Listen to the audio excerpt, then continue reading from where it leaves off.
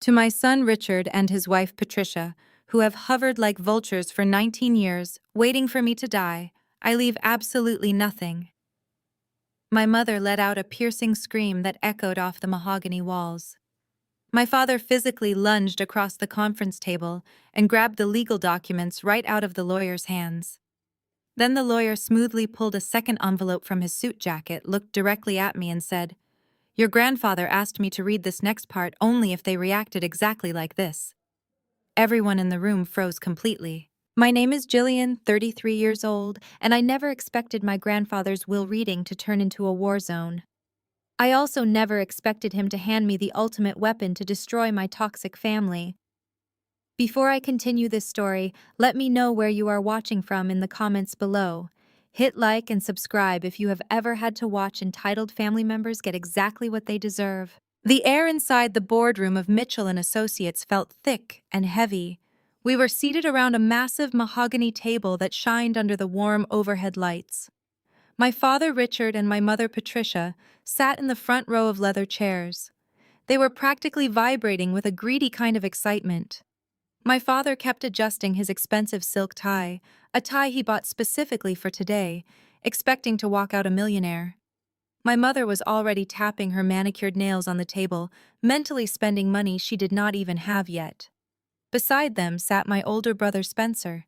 He was not even pretending to pay attention to the solemn atmosphere of a will reading. He was openly scrolling through luxury car catalogs on his phone, occasionally zooming in on a custom Porsche. I sat quietly in the back of the room, as far away from them as physically possible. I was used to making myself invisible. Growing up, I was the daughter they ignored, the one who was never quite good enough. I was the one who chose a sensible career in financial auditing instead of chasing flashy empty titles like my brother. I wore a simple gray suit, keeping my hands folded neatly in my lap. I was just there to pay my respects to my grandfather Harrison. He was the only person in this family who ever saw me for who I really was. The lawyer, Mr. Mitchell, cleared his throat loudly. He was an older gentleman with sharp eyes and a remarkably calm demeanor. He adjusted his glasses and looked around the room, letting the silence stretch until my parents finally stopped fidgeting. The tension in the room was palpable. My father leaned forward, resting his elbows heavily on the polished wood. "Let us get to it, Mitchell," my father said, trying to sound authoritative and commanding. "We all know why we are here today." Mitchell did not flinch at my father's rudeness. He slowly opened the thick leather folder in front of him and pulled out a crisp sheet of paper. He began to read in a clear, unwavering voice. "To my son, Richard, and his wife Patricia, who have hovered like vultures for 19 years, waiting for me to die, I leave absolutely nothing." The words dropped into the quiet room like a live grenade. For a split second, absolute silence reigned. Then my mother let out a shrill, piercing scream. What she yelled, her face turning an ugly shade of red. "That is impossible. Read it again." My father did not ask for a reread. He reacted with pure, unadulterated rage. He slammed his large hands heavily onto the table, pushing his heavy leather chair back so forcefully that it crashed loudly into the wood-paneled wall behind him. He physically lunged across the wide mahogany table, his arms outstretched wildly, and ripped the legal documents right out of Mitchell's hands. "This is an absolute fake," my father shouted, his voice echoing fiercely off the walls. "My father would never write this garbage. You completely manipulated him into this." Mitchell did not even blink once. He calmly and slowly stood up, carefully smoothing the front of his tailored suit jacket. "Richard, I advise you to return those documents immediately. They are legally binding and your behavior is unacceptable." But my father was not listening to reason. He frantically scanned the paper, his eyes going wide with pure panic upon seeing the notarized signature. Spencer had dropped his phone on the floor, the luxury cars entirely forgotten. "You cannot do this to us," Spencer said, standing up to join our parents. "We are his only real family. He promised me funding for my next business venture." While my family shouted empty accusations, Mitchell reached inside his suit jacket. He pulled out a second sealed envelope. It was marked with a heavy red wax seal. He did not raise his voice, but the sudden movement caught my eye. Mitchell turned away from my screaming parents and looked directly at me in the back of the room. Jillian Mitchell said, his voice cutting cleanly through the chaos. My parents stopped yelling and turned around. Mitchell held up the sealed envelope. Your grandfather asked me to read this next part only if they reacted exactly like this. The entire room froze. My mother stopped mid-breath. My father stood clutching the first page of the will, his knuckles white. Spencer stared at the envelope as if it were a poisonous snake. I felt my heart pound against my ribs, but I kept my face completely neutral. I nodded at Mitchell to proceed. Before Mitchell could break the seal, Spencer stepped toward me, his face twisted in an ugly sneer. Do not listen to her, Mitchell Spencer snapped, pointing an accusing finger at me. Jillian is a glorified calculator who audits nonprofits for a living. She sits in a cubicle crunching numbers all day. She cannot manage an estate or any real money. Give it to me. I have the MBA. He had always been the golden child, the one who could do no wrong, while I was dismissed as the boring disappointment. But I was no longer the quiet teenager who accepted their insults. You mean the MBA? Mom and Dad mortgaged our childhood home to pay for? I asked, my voice calm, but loud enough to carry across the large room. The MBA you bragged about before your tech startup went bankrupt in 3 months because you spent the seed money on luxury vacations. Spencer's face flushed angry crimson. Shut your mouth, he hissed. I know enough to audit financial records, I replied smoothly. I know a bad investment when I see one, and grandfather knew it too. He knew exactly who you all were. My mother rushed forward, standing protectively in front of Spencer. How dare you speak to your brother that way, she cried out. We paid for your braces, your food, your life. You owe this family respect. I stood up and looked my mother in the eyes. You kicked me out at 18, I reminded her. You threw my bags on the porch because I refused to co-sign a fraudulent auto loan for Spencer's sports car. You told me I was useless and ungrateful. I have paid for my own life every single day since then. I owe this family absolutely nothing. Mitchell broke the red wax seal on the second envelope and pulled out a single sheet of paper.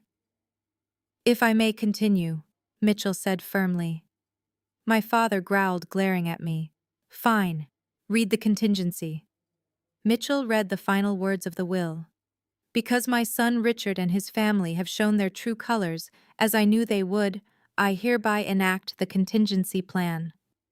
To my granddaughter Jillian, the only person in this family with a spine and a moral compass, I leave the entirety of my estate. This includes my personal accounts, the coastal properties, and full ownership and controlling interest of Blue Heron LLC. When Mitchell said Blue Heron LLC, the color drained from my father's face. He stumbled backward. Blue Heron, my father whispered in terror. No, that is impossible. He did not own Blue Heron.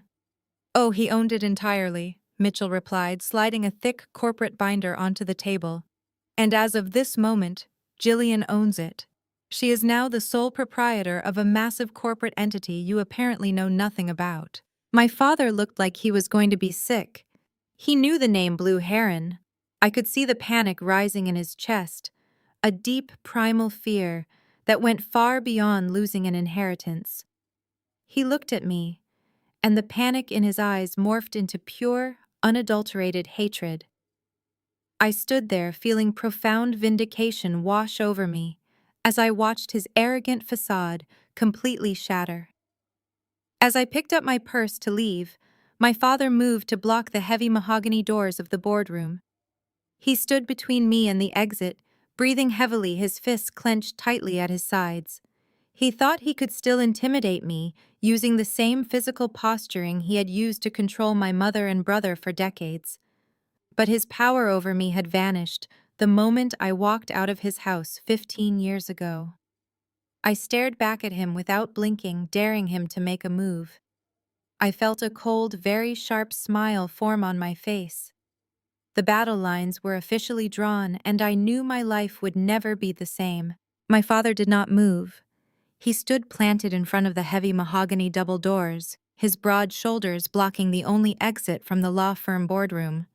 For my entire life, this exact posture was his ultimate trump card.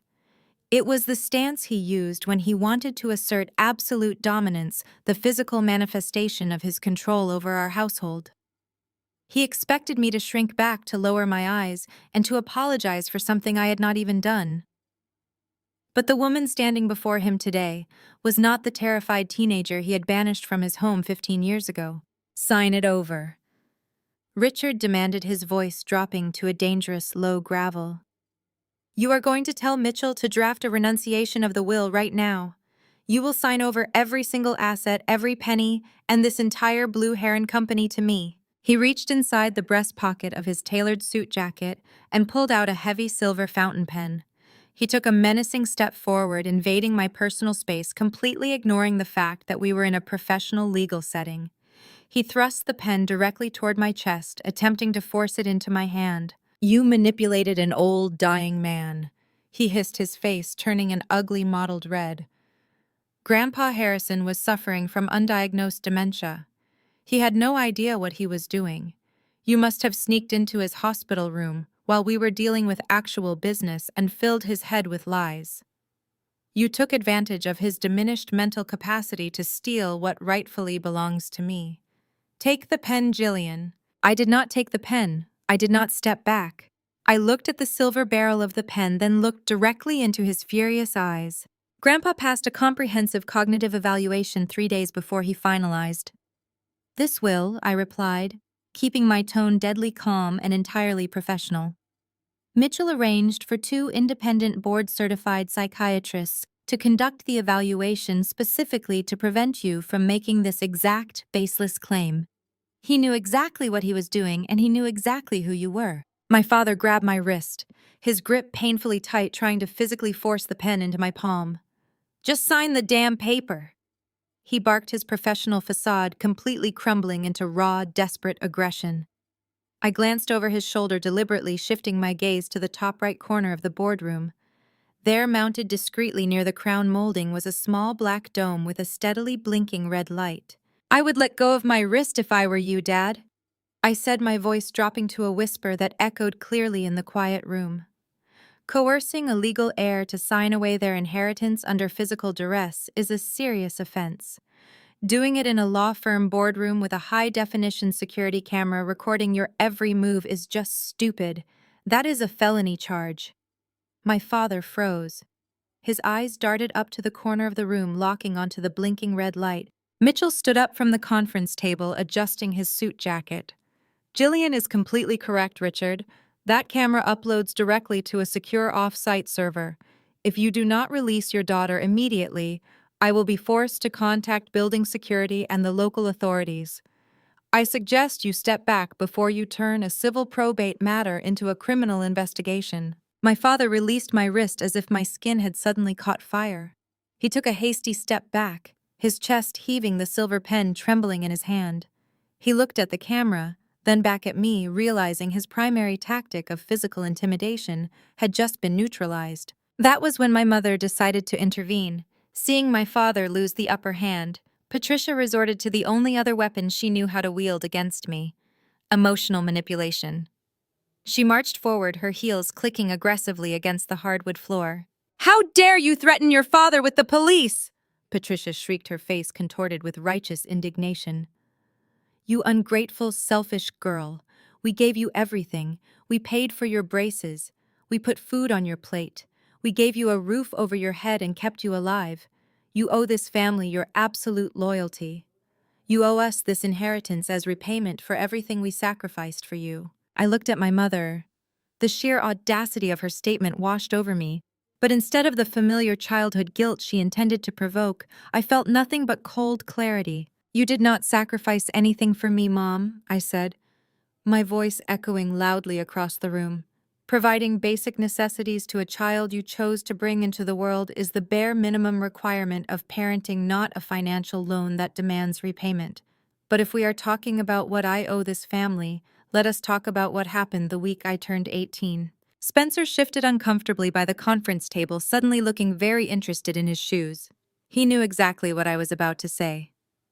You kicked me out of the house the week after my 18th birthday.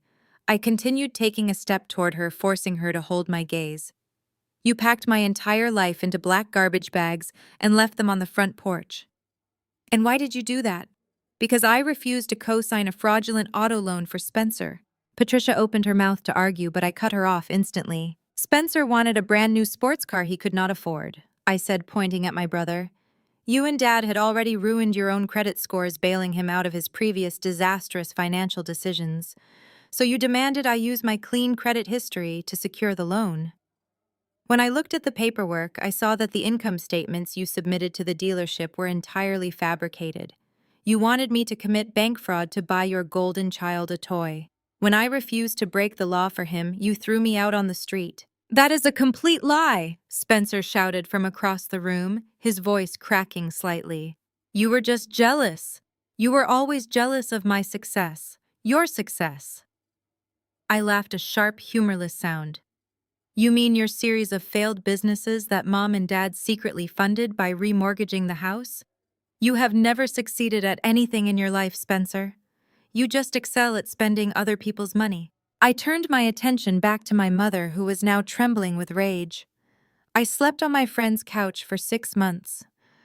I worked 2 full-time jobs to pay for a tiny studio apartment. I took out student loans and paid my own way through college to get my degree in financial auditing. I have paid for my own rent, my own food, and my own life since the very day you locked me out. I owe you nothing. Grandpa Harrison saw exactly how you treated me, and he saw exactly how you funded Spencer's failures. That is why he left the estate to me. He knew I was the only one who would not bankrupt his legacy in a matter of weeks. My mother let out a frustrated primal shriek. She raised her hand as if she wanted to strike me, but the blinking red light of the security camera kept her frozen in place. She knew she was completely trapped.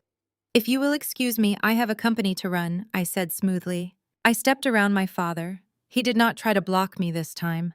The aura of absolute control he had relied upon for his entire life was completely shattered, broken by a single legal document and a security camera. I reached for the heavy brass handle of the boardroom door and pulled it open. As I stepped out into the carpeted hallway of the law firm, I heard my family finally turn their explosive rage toward the only target left in the room. Patricia began screaming at Mitchell, threatening to sue the firm, threatening to have him disbarred, demanding to see the managing partners. Mitchell simply responded, with the calm, measured tone of a lawyer who charged $500 an hour to deal with hostile relatives. I walked down the long corridor, my heels sinking into the plush carpet. The muffled sounds of their screaming faded away as I rounded the corner and pressed the button for the elevator. The silver doors slid open. I stepped inside and watched the doors slide shut, cutting off the final remnants of my toxic family. I leaned against the cool metal wall of the elevator and let out a long, shaky breath. The adrenaline was still pumping fiercely through my veins. For 15 years, I had dreaded the idea of facing them again.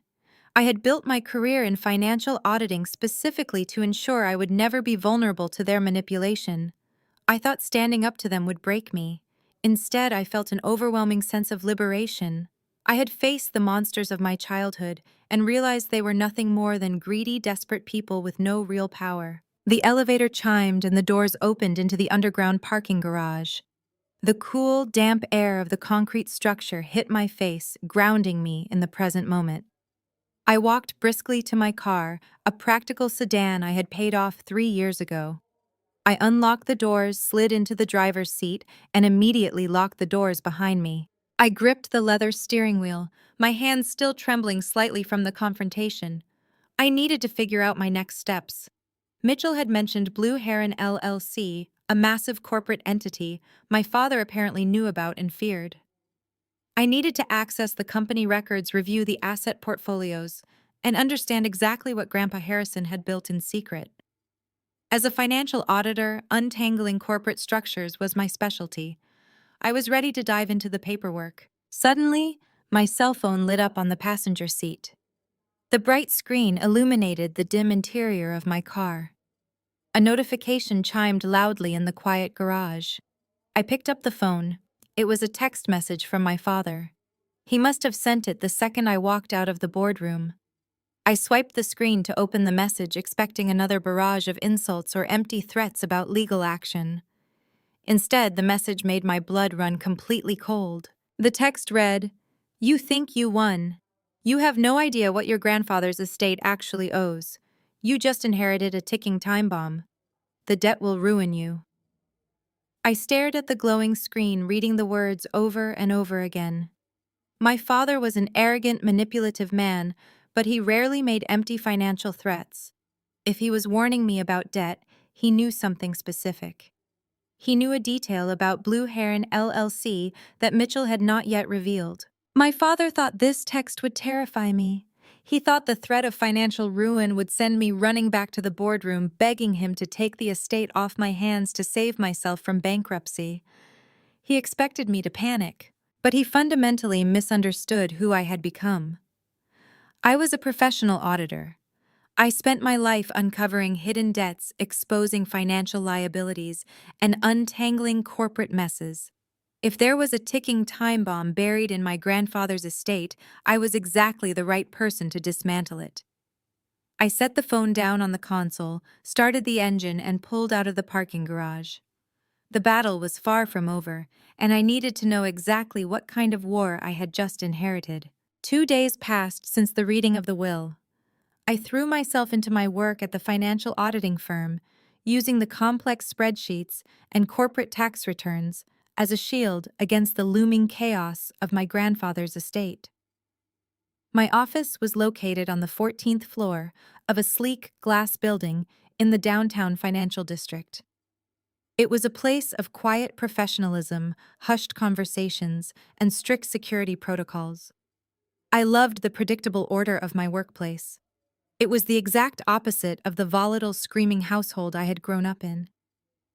I had spent the last 48 hours quietly pulling preliminary public records on Blue Heron LLC, trying to verify my father's ominous text message about the massive debt. The initial searches were inconclusive, but I knew I would eventually find the bottom of the financial barrel. I was standing near the front reception desk, reviewing a quarterly report with our lead receptionist, Sarah, when the heavy glass doors of the main lobby violently swung open. The quiet hum of the office shattered instantly. My mother, Patricia, marched through the doors like a conquering general invading enemy territory. She was wearing an oversized designer coat and oversized sunglasses, clutching her expensive handbag as if it were a weapon. Right behind her was Spencer, looking rumpled and furious. They had completely bypassed the ground floor security desk, likely by tailgating an actual employee through the secure turnstiles. I felt a cold knot form in my stomach. They were bringing their toxic circus into my professional sanctuary. Sarah looked up, startled by the sudden commotion. Several of my colleagues stepped out of their glass-walled offices to see what was causing the disturbance. Patricia did not care who was watching. In fact, she wanted an audience.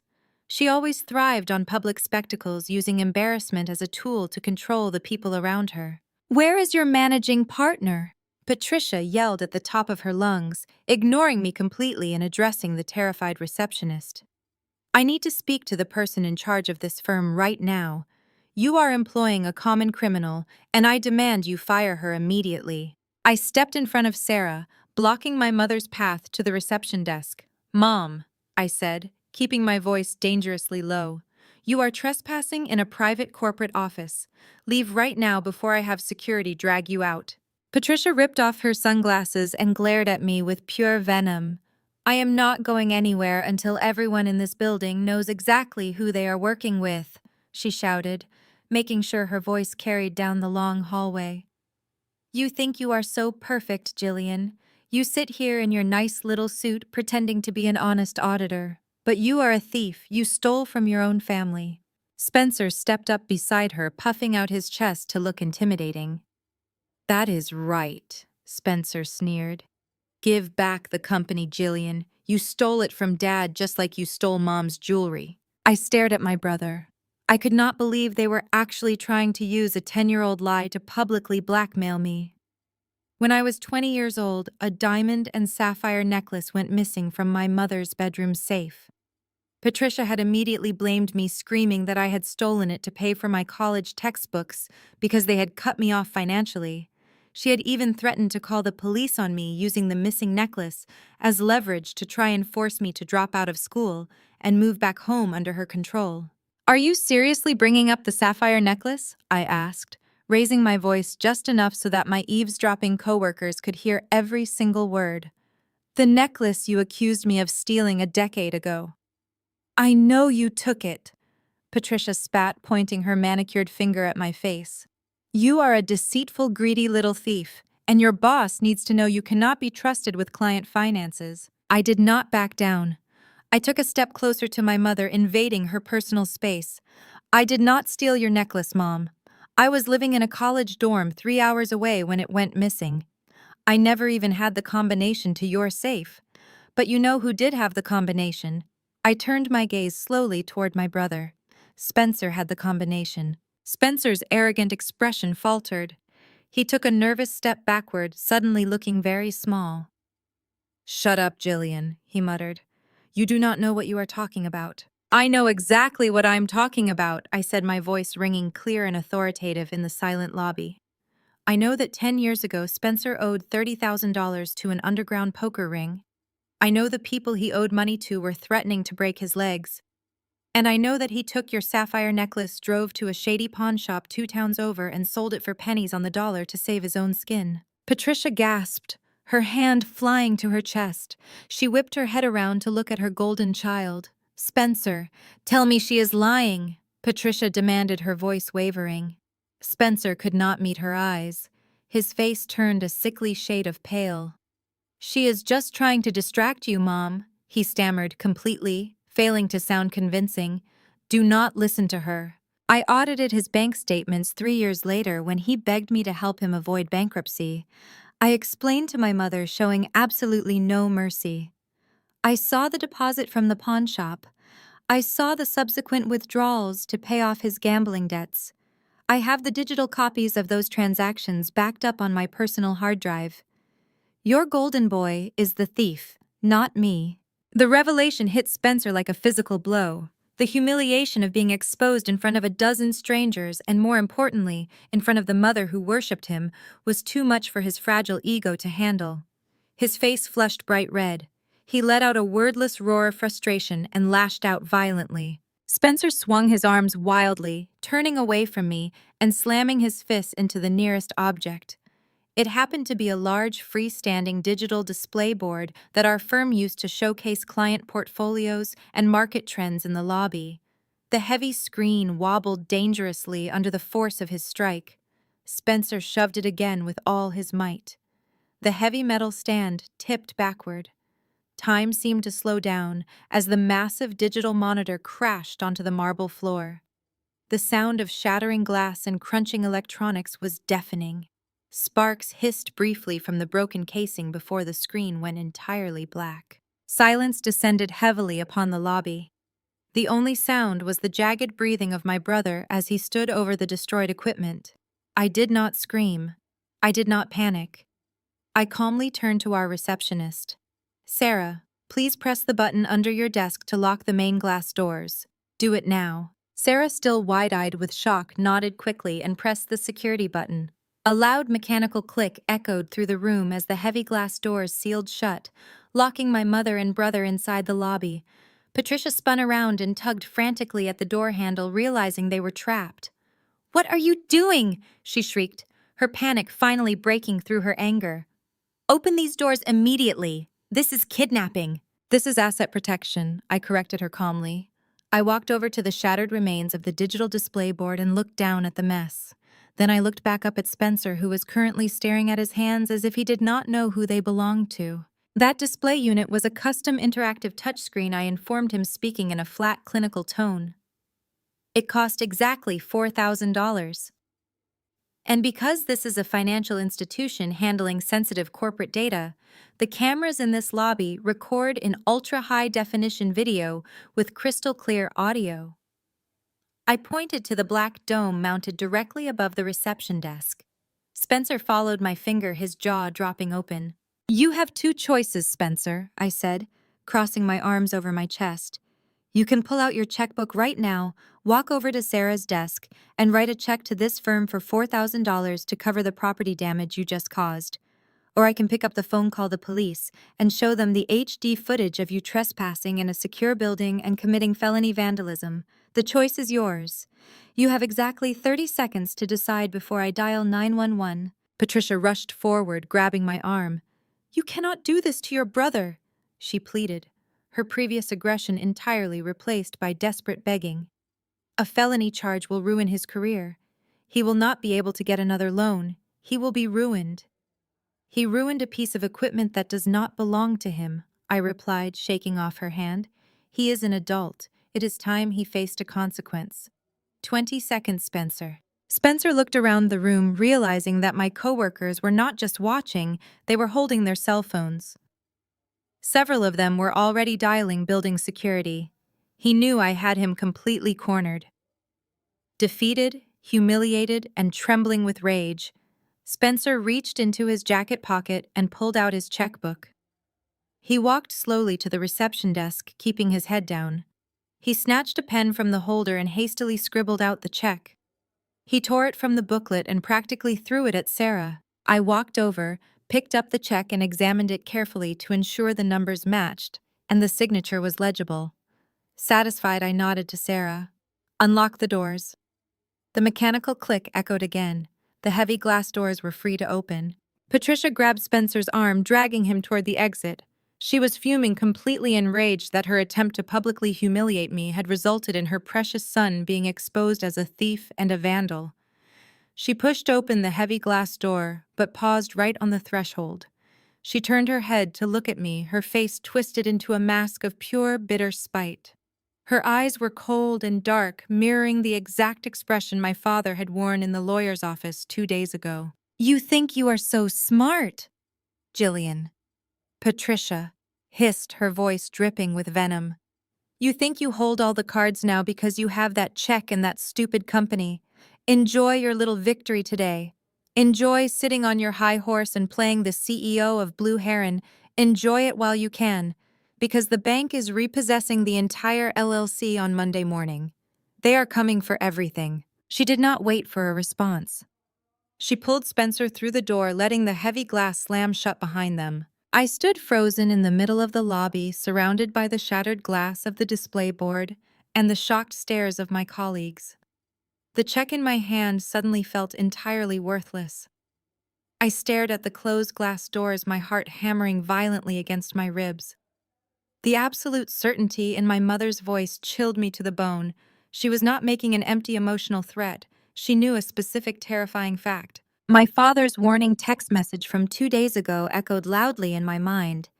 A ticking time bomb. The debt will ruin you. I realized in that horrifying moment that my mother was not bluffing. Blue Heron was in catastrophic danger, and I had less than 72 hours to find out why. The heavy glass doors of the lobby finally stopped vibrating, but my heart was still hammering a frantic rhythm against my ribs. I stood alone in the quiet reception area, staring at the empty space where my mother and brother had just been. Patricia was many things, but she was not a liar when it came to financial ruin. If she said the bank was coming for Blue Heron LLC on Monday, she knew a specific terrifying fact. I did not waste a single second. I pulled my phone from my pocket and immediately dialed Mitchell. He answered on the second ring. "I need to see you right now," I told him, skipping any polite greetings. "My mother just threatened me with a bank repossession. She claims Blue Heron is going under on Monday morning." Mitchell did not sound panicked. In fact, his voice held a trace of grim amusement. "Come to my office through the private parking garage," he said calmly. "Use the executive elevator. It is time you saw the rest of the picture." 20 minutes later, I was sitting across from Mitchell in his dimly lit office. The bustling city of Boston hummed quietly outside his floor-to-ceiling windows, but inside the air was thick with anticipation. I dropped my bag on the floor and demanded answers. "What is happening on Monday? Is the company actually going into foreclosure?" Mitchell steepled his fingers and looked at me with a steady, calculating gaze. Your grandfather was a brilliant man, Jillian. He built his fortune by seeing 3 steps ahead of everyone else, especially his own son. He knew Richard and Spencer were reckless. He knew they chased flashy investments, leveraged assets they did not own, and burned through capital like it was limitless. But he also knew that simply cutting them off would cause them to destroy the family name in a spectacular public bankruptcy. So he created a safety net. But it was a safety net designed to eventually become a cage. Mitchell stood up and walked over to a heavy wall safe concealed behind a framed painting. He spun the dial, pulled the heavy steel door open, and extracted a thick black leather portfolio. He set it down on the desk between us. Blue Heron LLC is not just an asset holding company for coastal real estate, Mitchell explained, tapping the leather cover. For the last 10 years, Blue Heron has operated as a shadow entity. It is a debt purchasing firm. Every time your father defaulted on a commercial loan, every time Spencer bankrupted another one of his ridiculous tech startups their creditors looked to liquidate, and every single time Blue Heron quietly stepped in through anonymous brokers and purchased their debt for pennies on the dollar. I stared at the portfolio, my mind racing as the financial implications clicked into place. My grandfather had not just been watching them fail, he had been buying their failures. They do not owe random banks across the city.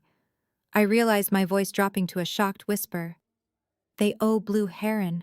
Exactly. Mitchell nodded, a sharp smile forming on his lips. Your father thinks he is a clever businessman who always manages to outrun his creditors at the last second. He thinks he is invincible.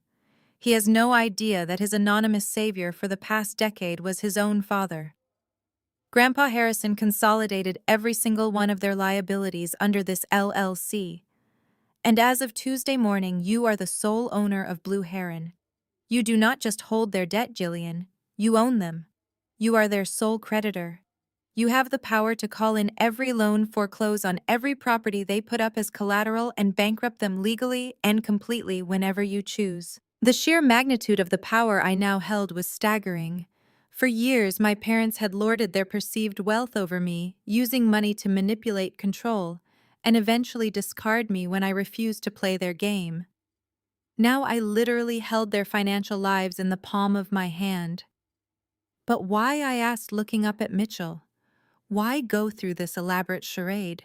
Why not just confront Dad years ago and stop him from ruining these businesses in the first place? Mitchell sighed heavily. He reached back into the safe and pulled out a small, heavy, encrypted hard drive. He slid it across the polished desk toward me. It felt cold against my fingertips. Because your father did not just make bad business decisions. Mitchell said, his tone turning dark and incredibly serious. Your father is a thief. 19 years ago, your grandfather noticed strange discrepancies in his personal accounts. Small transfers at first. Money moved from his private trusts into shell accounts your father controlled. When Harrison confronted Richard about it, your father denied it completely, claiming it was an accounting error and blaming a junior associate. I felt a sickening sense of familiarity. It was the exact same tactic my mother had used when blaming me for the stolen sapphire necklace. They never took responsibility. They always found a scapegoat. Your grandfather started digging. Mitchell continued. He hired private forensic accountants. This hard drive contains 19 years of meticulously tracked bank statements, wire transfers, and forged authorization forms. Your father has been systematically siphoning money from your grandfather's personal accounts since you were a teenager. He stole millions. My stomach churned with disgust. Why did not Grandpa go to the police? I asked, my voice trembling with anger. He had the proof. He could have sent Dad to prison. Because sending him to prison then would have been too easy, Mitchell stated flatly. Harrison knew Richard would hire high-priced defense attorneys, drag the family name through the mud, and probably strike a plea deal for a minimum sentence. He would have played the victim. He would have blamed everyone else. Your grandfather wanted Richard to hang himself with his own greed. He wanted to trap your father in a corner so tight that no amount of smooth talking or legal maneuvering could save him. He wanted him to lose absolutely everything he cared about. His status, his properties, his fake reputation. I looked down at the encrypted hard drive. It was 19 years of betrayal, perfectly preserved. My father had stolen from his own father while simultaneously kicking his teenage daughter out onto the street for refusing to participate in a separate fraud. He was a monster wearing a tailored suit.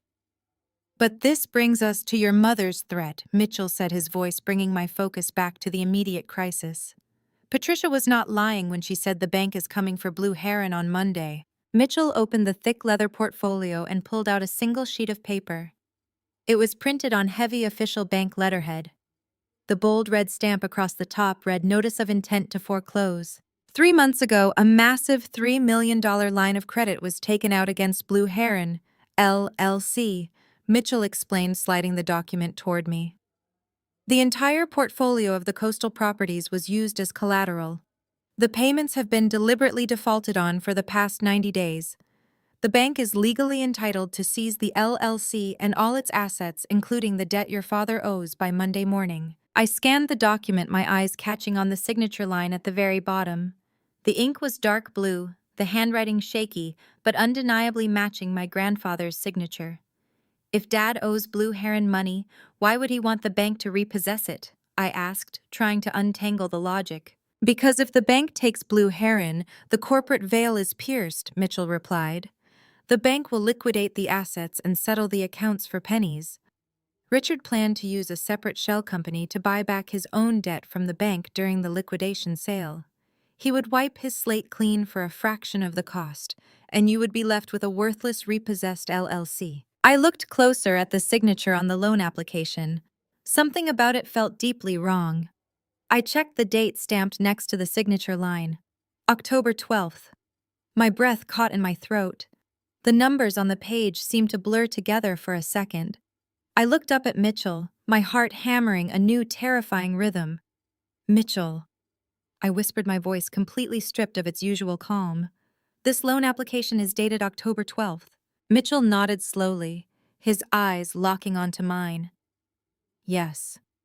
I pushed the paper back across the desk, my hands suddenly shaking with a mixture of horror and realization. Grandpa Harrison had a massive stroke on October 10th. He was airlifted to the hospital and immediately placed on a ventilator. He was in a medically induced coma for 2 entire weeks. The silence in the office was deafening. The distant hum of the city traffic outside faded away entirely. "Grandpa could not have signed this document on October 12th, I stated, my voice growing louder, sharper with every single word.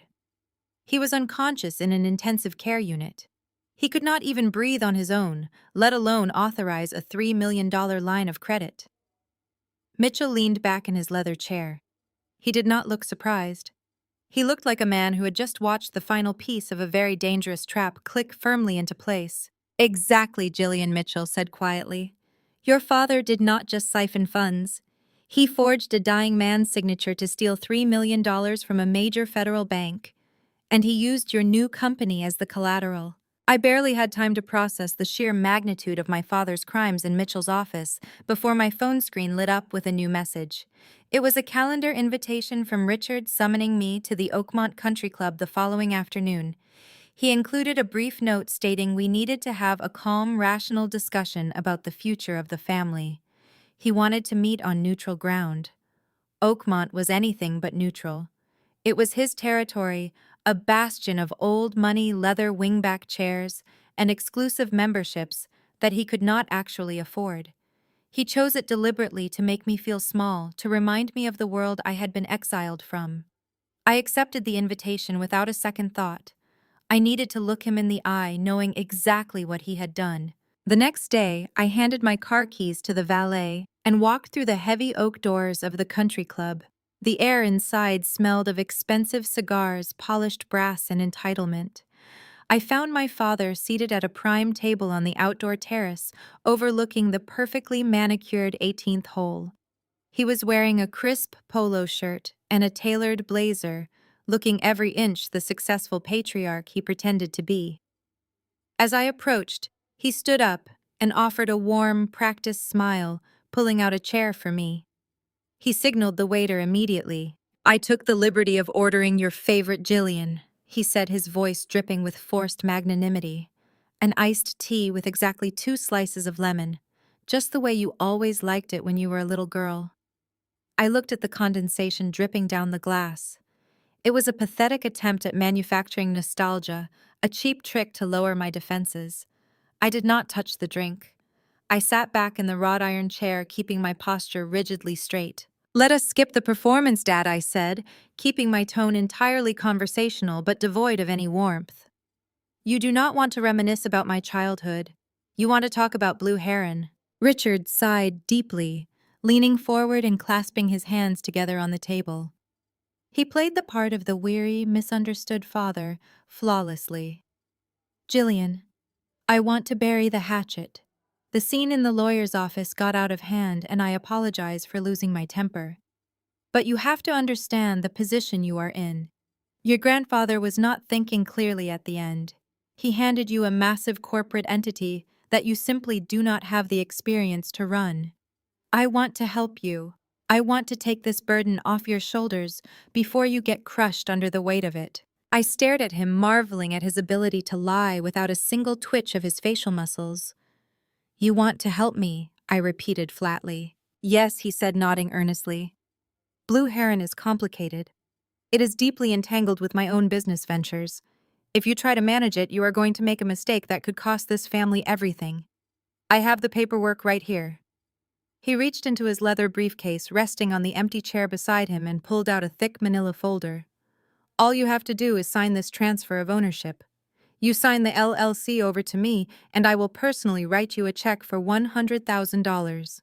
You can walk away clean, go back to your quiet life, and let the adults handle the real business." I looked at the folder, then back up at his expectant face.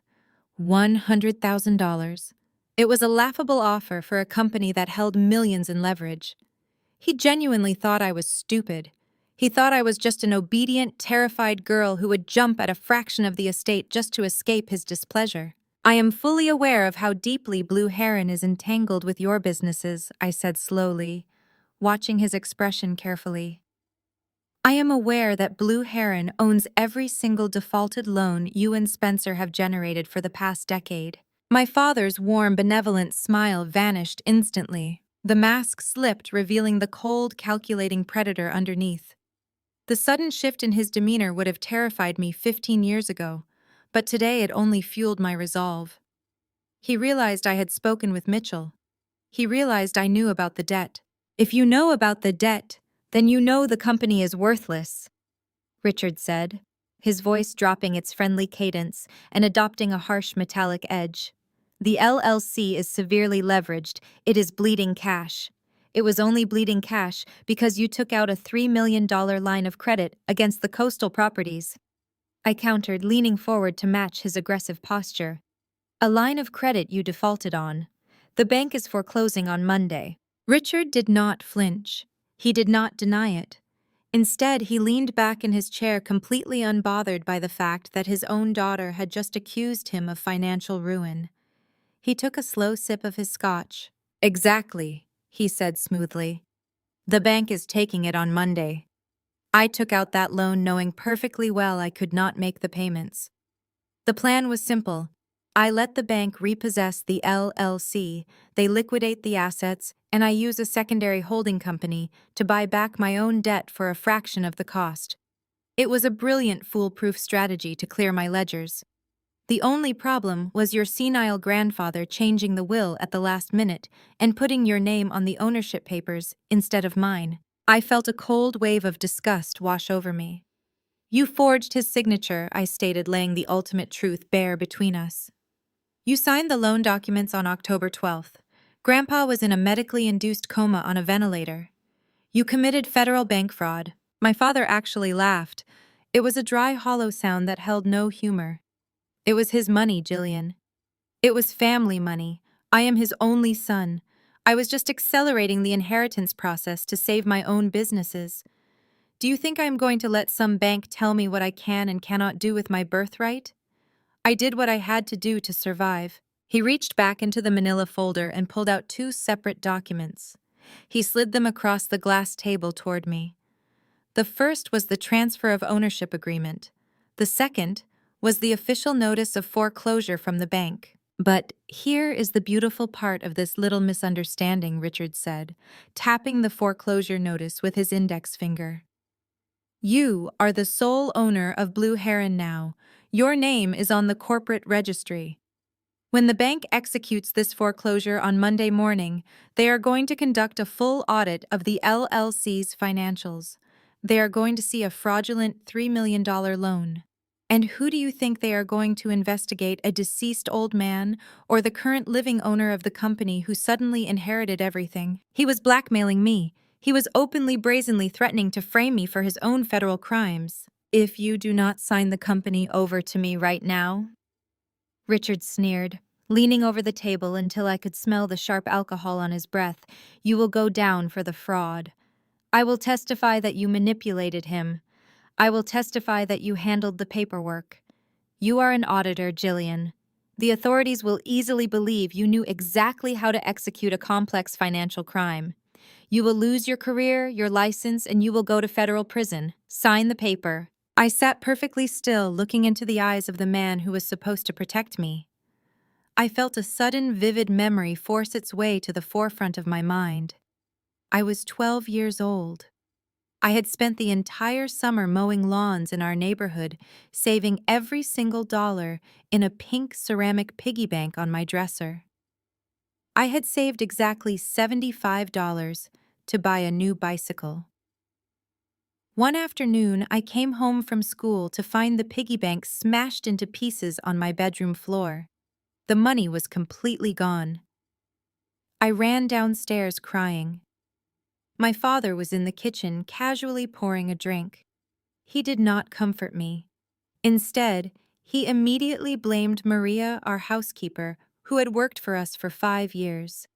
He screamed at her until she cried, fired her on the spot, and threatened to call the police if she ever returned. It was not until years later that my mother drunkenly let it slip during an argument. Richard had taken my $75 that afternoon to cover a bar tab at this exact country club because his credit card had been declined. He destroyed a hard-working woman's livelihood and shattered his daughter's trust over a golf club bar tab. He had never changed. He would always sacrifice the innocent people around him to save his own skin. He was a parasite draining the life from anyone who loved him. I looked down at the documents he had forcefully shoved across the table. I looked at the transfer agreement designed to strip me of the only real power I had ever possessed. Then I looked closely at the foreclosure notice. I focused my eyes on the top left corner of the heavy official paper. I saw the crest of the financial institution executing the foreclosure. It was a stylized shield with 2 crossed keys. The bold text beneath it read, Vanguard Trust. I did not panic. I did not raise my voice or beg him for mercy. The sight of that specific bank logo was like a key turning in a lock, opening a door to an entirely different strategy. My father thought he was threatening a helpless little girl. He forgot that he was threatening a senior financial auditor who had spent the last 10 years building an impeccable reputation in the downtown financial district. Vanguard Trust was not just a faceless, intimidating institution to me.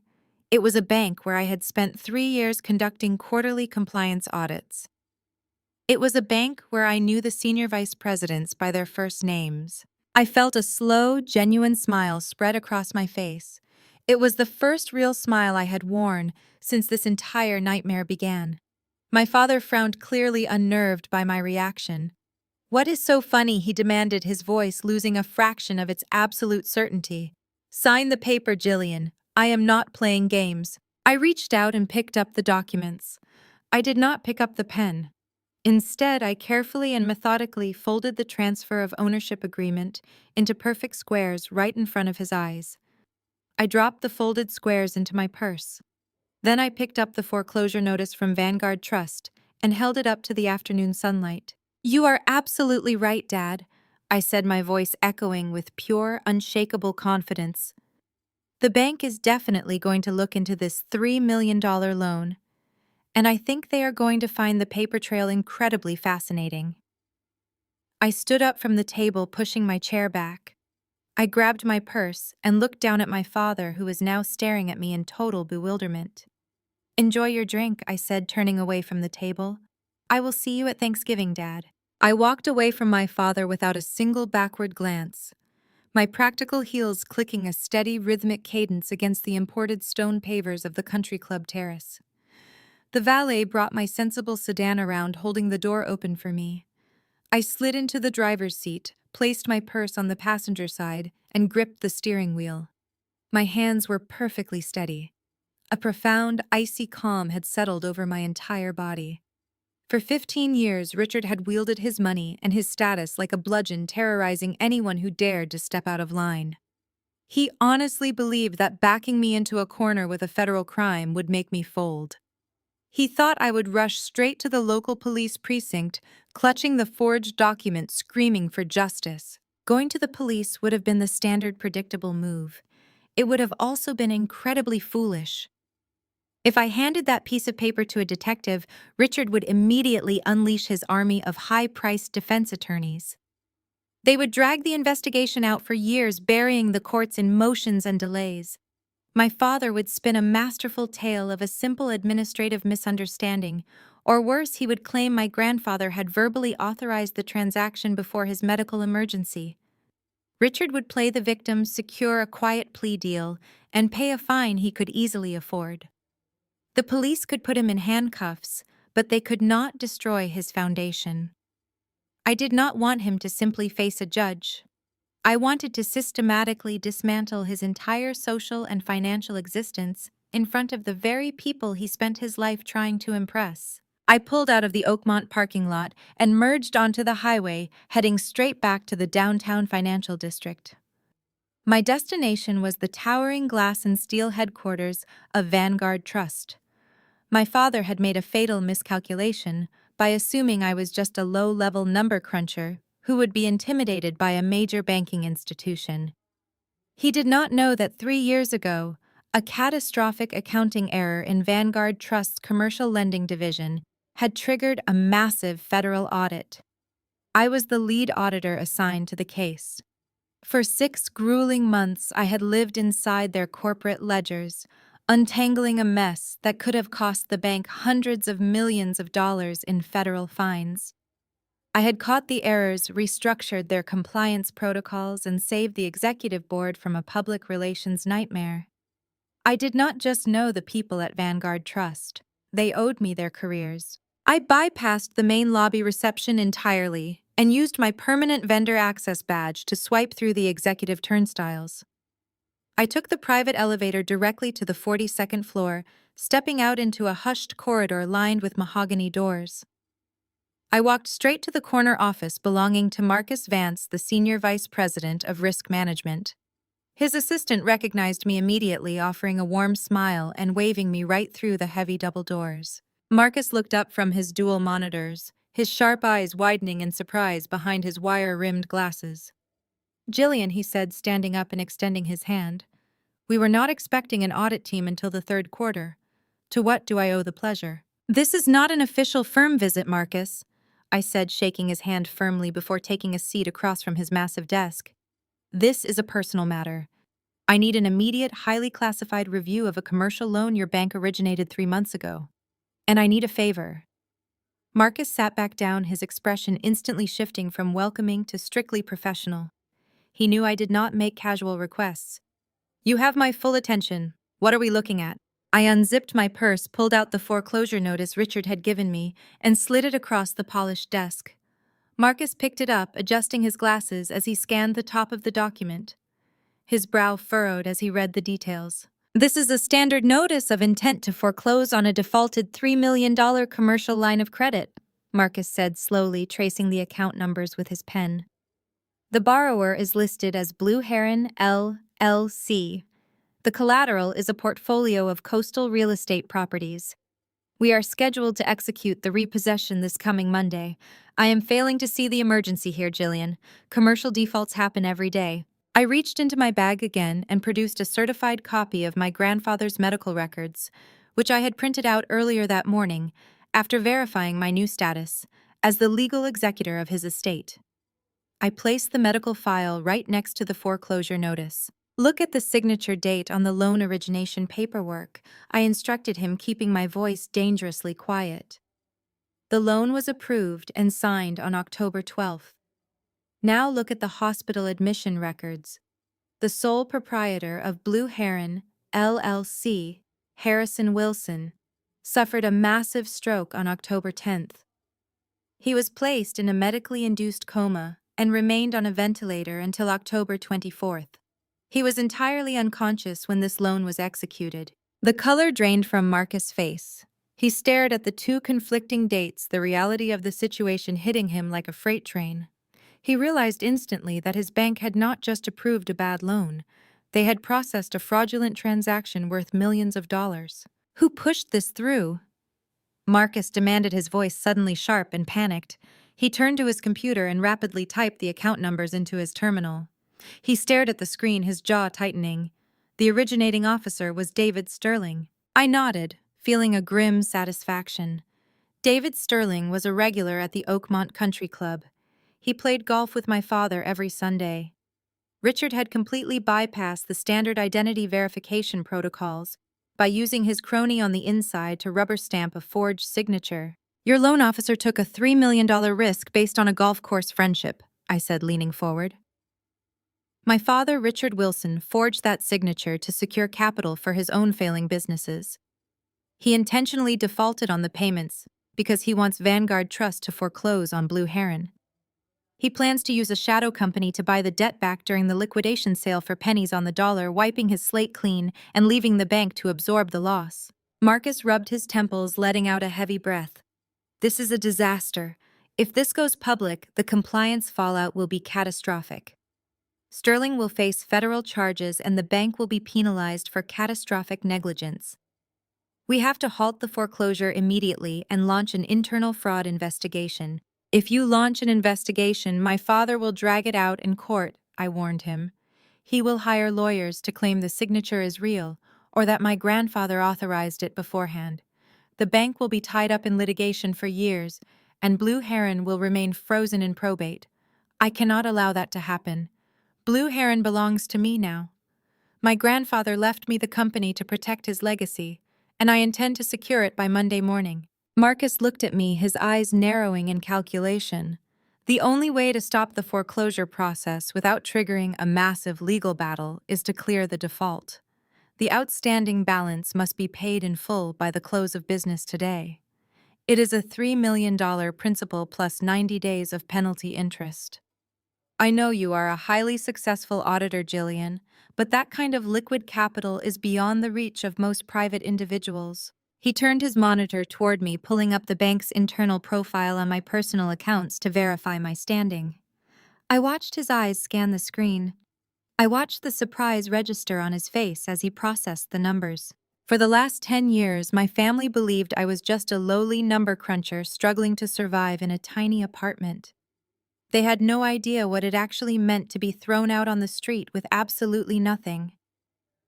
When Patricia and Richard cut me off when Spencer ruined my credit to save his own skin, they inadvertently created a monster. I had spent a decade auditing the most lucrative corporate portfolios in the country.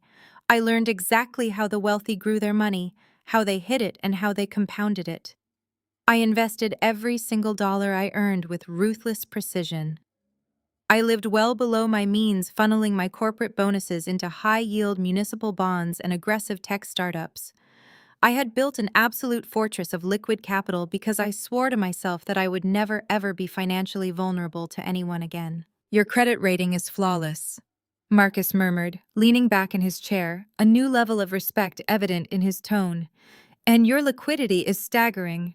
You actually have the capital to clear this debt right now. I do, I replied, my voice steady. But I am not going to simply pay off the loan. Marcus frowned in confusion. If you do not pay it off, the bank takes the company. What exactly is your strategy here? If I just pay the balance, the debt vanishes, I explained, tapping my finger against the glass desk. The bank releases the collateral and Richard gets to walk away completely free. He committed fraud and I would essentially be bailing him out with my own money. I will not give him that satisfaction. I want to execute a debt assignment. I do not want to clear the loan. I want to purchase it. Marcus stared at me, the brilliance of the maneuver slowly dawning on him. Because the loan was in default, Vanguard Trust was well within its rights to sell the toxic debt to a third-party collection agency to recoup their losses. I was offering to be that third party. I would pay the bank the full $3 million, and in exchange, Vanguard Trust would legally transfer the promissory note and all the aggressive collection rights attached to it directly to me. You want to buy your father's fraudulent debt? Marcus said, a slow, appreciative smile forming. You want to own his liability. Exactly. I nodded. Bypassing David Sterling, bypassing Richard, bypassing the entire country club network. You draft the assignment paperwork right now. I will authorize a direct wire transfer from my holding accounts to cover the full principal and penalties. Vanguard Trust balances their books and avoids a massive fraud scandal. And I walk out of here holding the leash to my father's financial future. Marcus did not hesitate. He picked up his desk phone and immediately summoned his lead legal counsel. For the next 2 hours, the corner office became a flurry of high-level banking activity. Contracts were drafted, reviewed, and authorized. I pulled out my secure laptop and initiated the wire transfer, watching the heavy digits leave my accounts and settle directly into the bank's clearing ledger. As the afternoon sun began to dip behind the city skyline, casting long golden shadows across the office, Marcus handed me a thick, freshly bound legal folder. The seal of Vanguard Trust was stamped prominently on the front. "It is done," Marcus said, offering his hand once again. "The wire has cleared. Vanguard Trust officially relinquishes all claims to the Blue Heron line of credit. The debt is fully assigned to your personal holding company. You are now the sole creditor." I took the folder, the weight of the paper feeling heavier than gold. It was the physical manifestation of my freedom and my father's impending ruin. I had not just saved my grandfather's legacy, I had armed myself with the ultimate weapon. "Thank you, Marcus," I said, sliding the folder into my bag. I stepped out of the office and walked toward the elevator, feeling an incredible surge of power coursing through my veins. Richard thought he had trapped me with a forged document and a ticking clock. He had no idea that I had just bought the bomb, reset the timer, and placed it directly under his own empire. The drive back to my apartment building took exactly 22 minutes, but it felt as though I were gliding through an entirely different reality. The heavy legal folder bearing the Vanguard Trust seal rested on the passenger seat of my sedan. It was an unassuming stack of paper, yet it contained the absolute destruction of the men who had spent my entire life trying to break me. I parked in my assigned spot in the underground garage, turned off the engine, and let the quiet hum of the concrete structure wash over me. For the first time in 15 years, I was not bracing myself for the next disaster. I was the one holding the match. I grabbed the Vanguard folder, slid it securely into my leather tote bag, and walked toward the glass doors of the elevator lobby. The security lighting flickered slightly overhead, casting long shadows across the polished concrete floor. As I reached for the heavy chrome door handle, a figure stepped out from the alcove near the stairwell. I stopped instantly, my grip tightening on my bag. It was Spencer. He was leaning against the tiled wall, attempting to look casually disheveled, though the nervous twitch in his jaw gave him away completely. He had discarded his suit jacket. His collar was undone, and he was running a hand through his carefully styled hair. He looked exactly like a man trying to manufacture an aura of vulnerability. "Jillian, wait," Spencer called out, taking a slow step forward and raising both hands in a theatrical gesture of surrender. "Please do not call building security. I just want to talk, just the two of us, sibling to sibling." I did not move an inch. I kept my posture rigidly straight, refusing to give him even a fraction of the emotional ground he was trying to claim. "You have exactly 2 minutes to explain why you are stalking me outside my apartment building," I said, keeping my voice as cold and hard as the concrete beneath our feet. "After that, I am calling the police and adding harassment to the felony vandalism charge you barely avoided yesterday." Spencer let out a heavy, exaggerated sigh, letting his shoulders slump. He took another step closer, arranging his features into a mask of deep, brotherly concern. "I know you are angry. He began, his tone dripping with a practiced, soothing cadence. I know things have been incredibly tense since the will reading. Dad is furious. Mom is a wreck. But you and me, we do not have to be like this. We are blood. We grew up together. I came here because I want to help you fix this before it goes too far. I stared at him, marveling at the absolute sheer audacity of his approach. He was actually trying to play the sympathetic peacekeeper. It was a role he had never successfully pulled off in his entire life, mostly because he lacked a basic human conscience. You want to help me, I repeated, letting a sharp, humorless laugh escape my lips. Yes, he insisted, stepping closer until he was standing just a few feet away. I know Mom and Dad were hard on you. I know they pushed you out. But I was always in your corner, Jillian. You know that. I always tried to run interference for you when things got bad at the house. Remember junior year of high school? Mom was absolutely tearing you apart in the kitchen because she found a dent in the bumper of the sedan. She was screaming at you, threatening to ground you for the entire semester. Who stepped in? I did. I walked right into the line of fire and took the heat to get her off your back. I defended you. We have to stick together now. I looked at his earnest, pleading face. He genuinely believed his own fabricated version of our childhood. He actually thought he could weaponize a corrupted memory to manipulate me into compliance. I tightened my grip on my tote bag, feeling the stiff edges of the Vanguard folder inside. I remember that day perfectly, Spencer, I said, my voice dropping to a deadly quiet register that echoed off the lobby walls. I remember Mom screaming at me. I remember you walking into the kitchen. But you did not step in to defend me. You did not care about my grounding. You stepped in and started a loud argument with her about your allowance because you needed a distraction.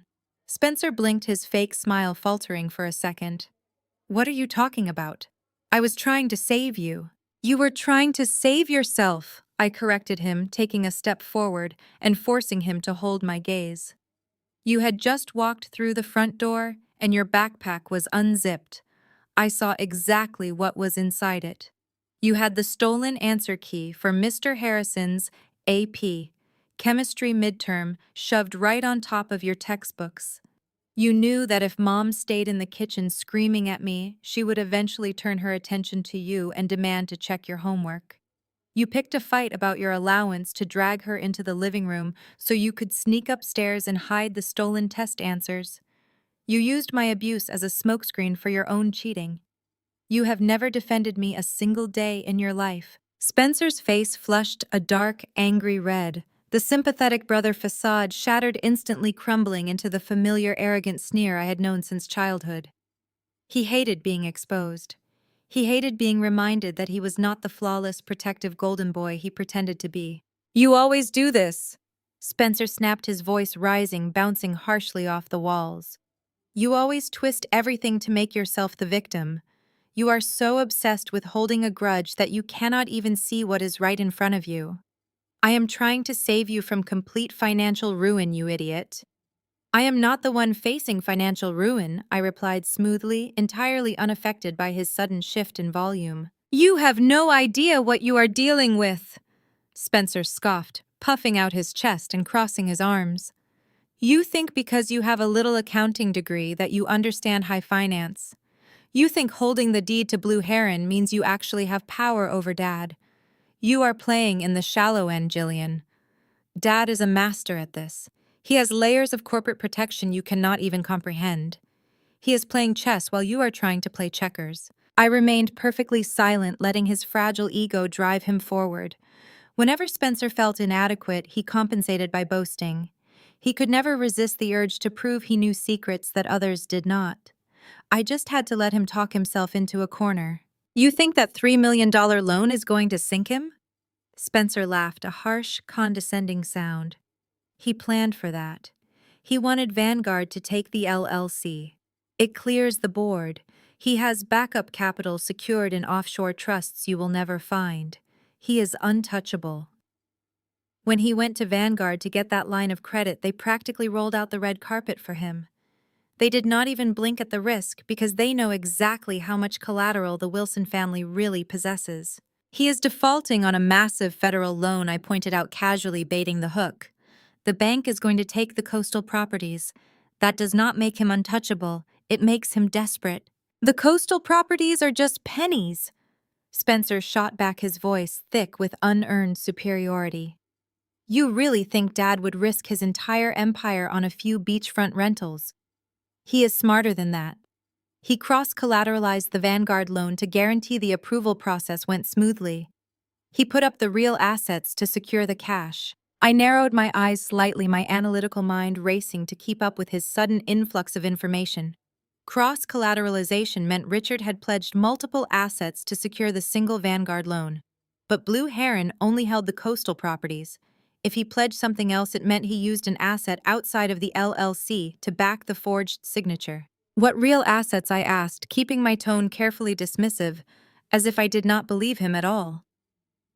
Dad does not own anything outright anymore. It is all leveraged. Shows how much you know.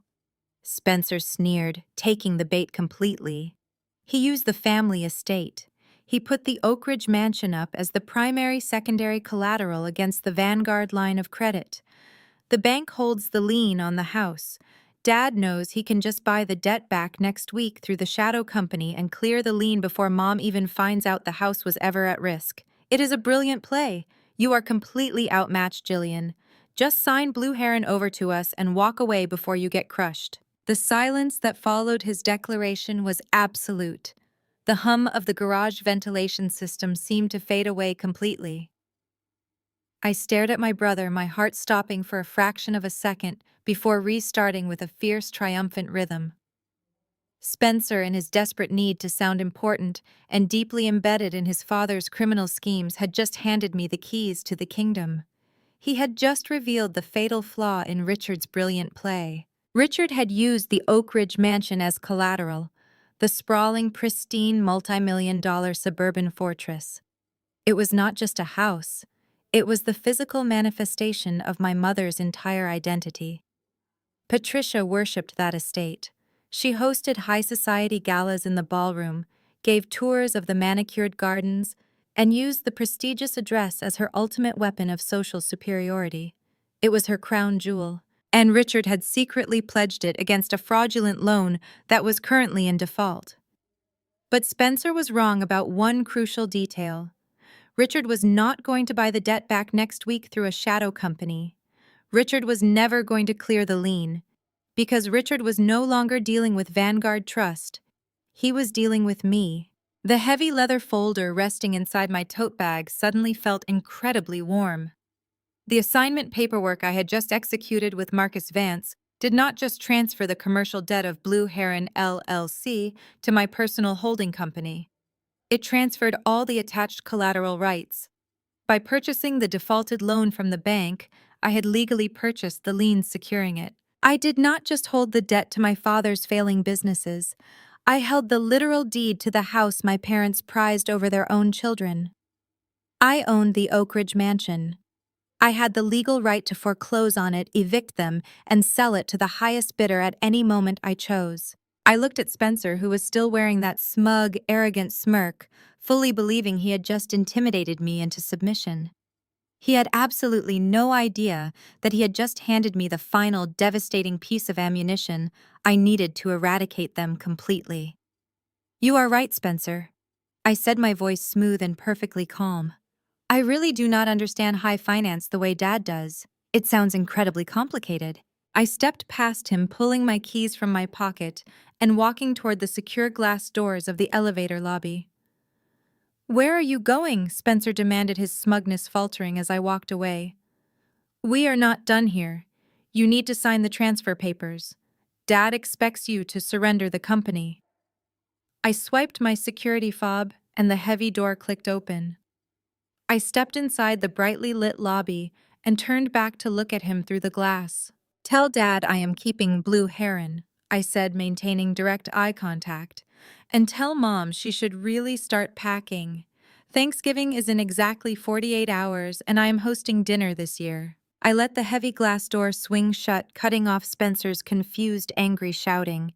I walked toward the elevator, the icy calm inside me replaced by a burning, unstoppable fire. The board was set.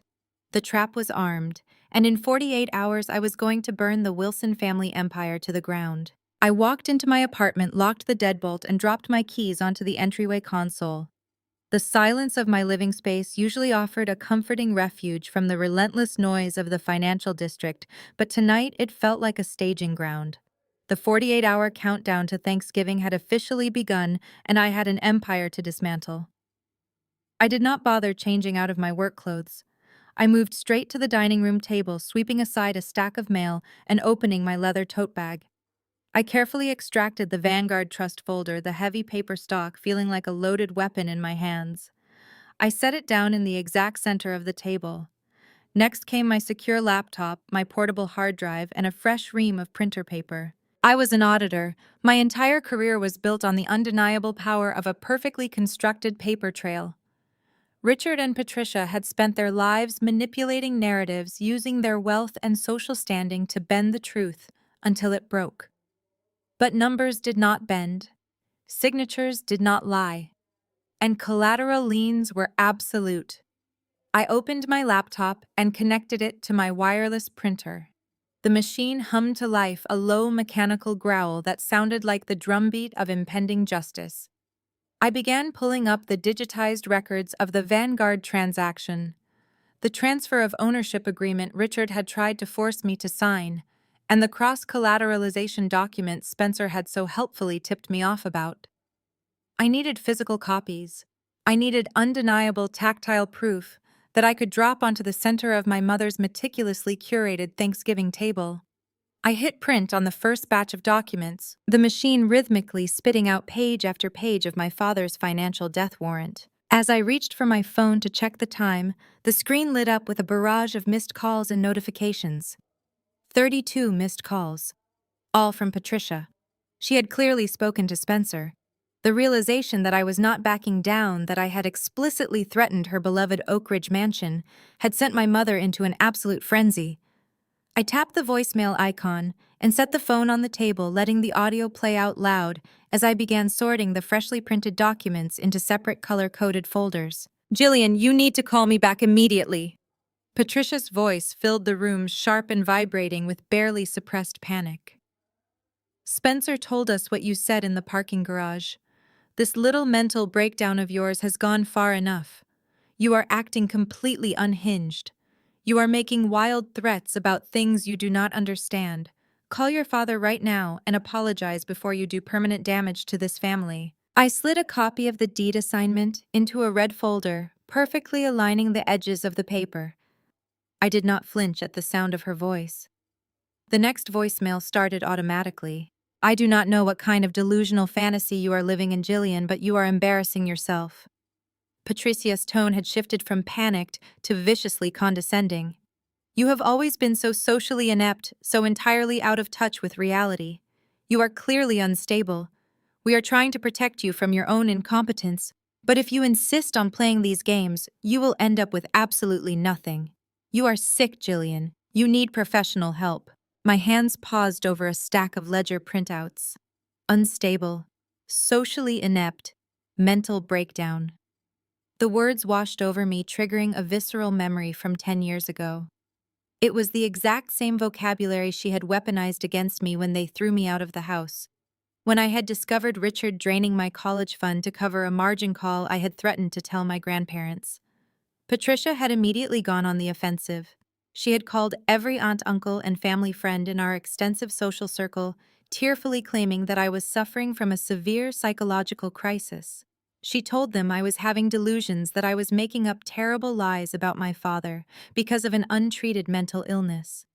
She framed kicking a penniless teenager out onto the street as an act of tough love, a necessary intervention to protect the family from my dangerous instability. She had systematically assassinated my character to everyone who might have offered me shelter or support.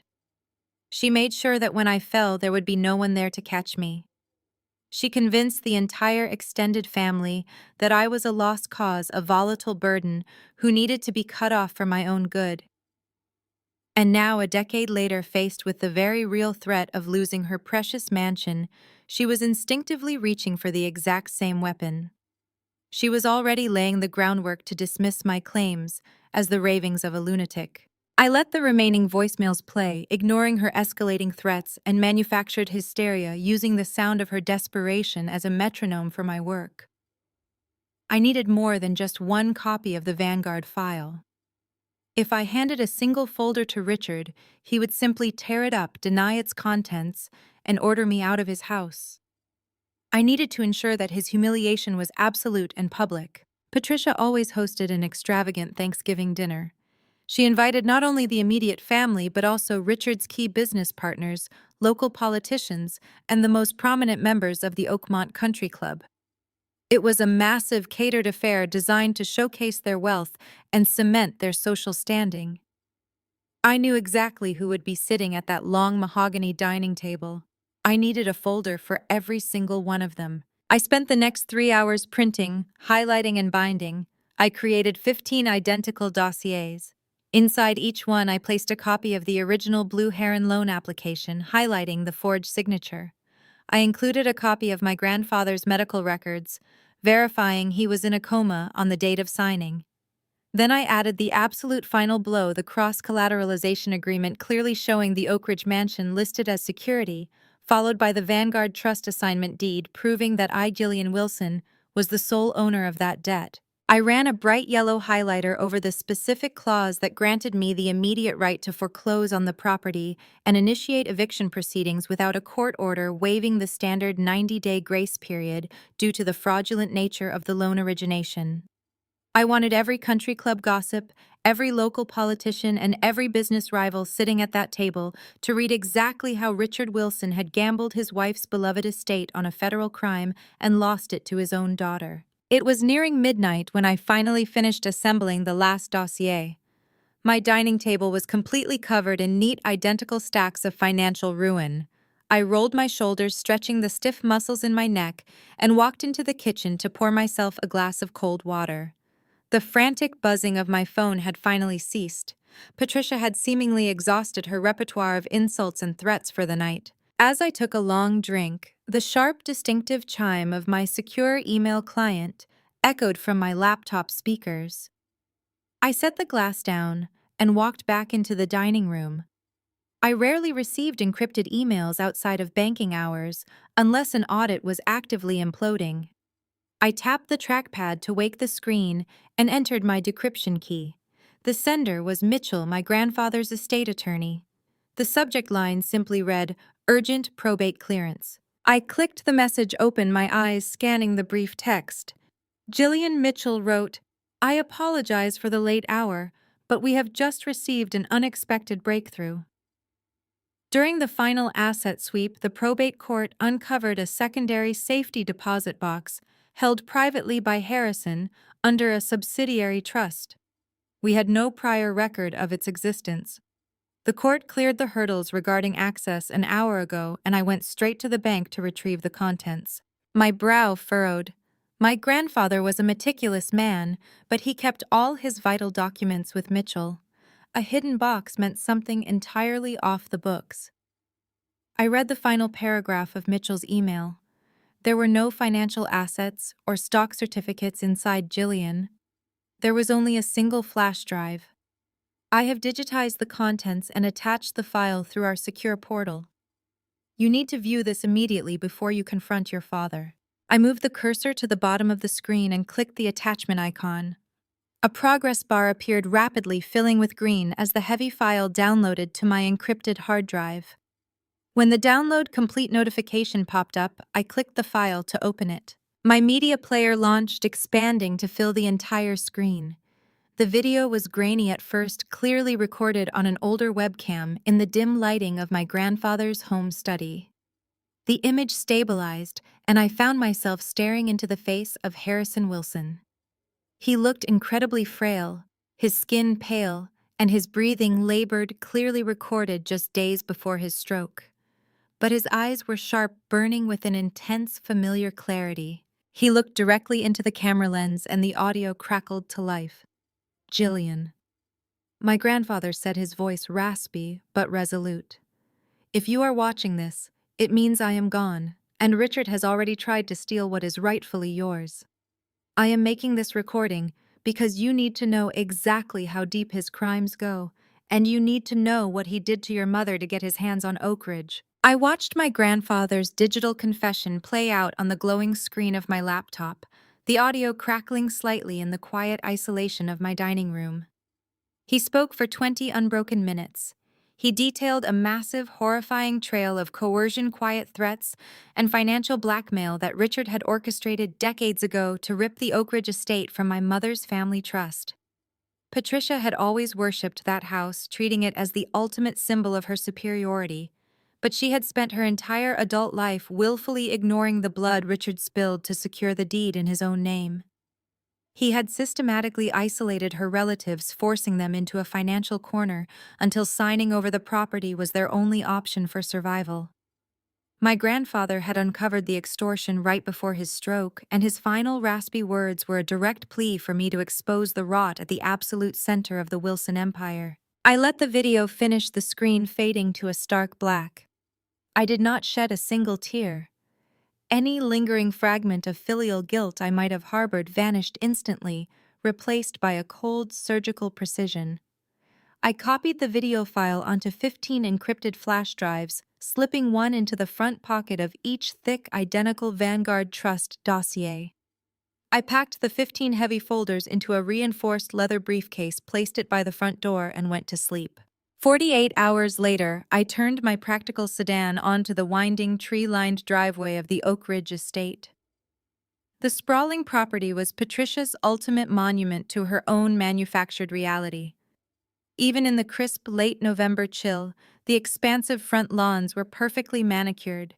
The massive stone fountains were running at full capacity, and the exterior of the colonial mansion was bathed in dramatic theatrical uplighting.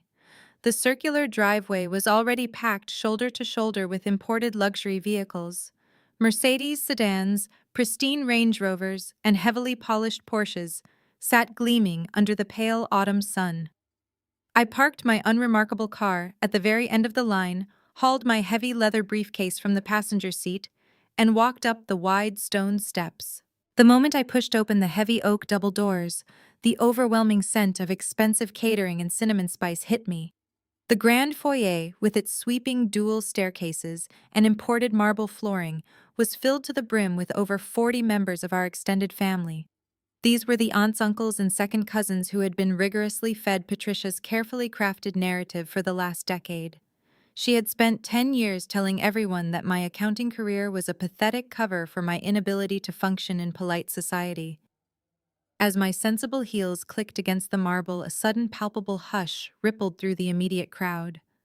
The lively, arrogant chatter faltered.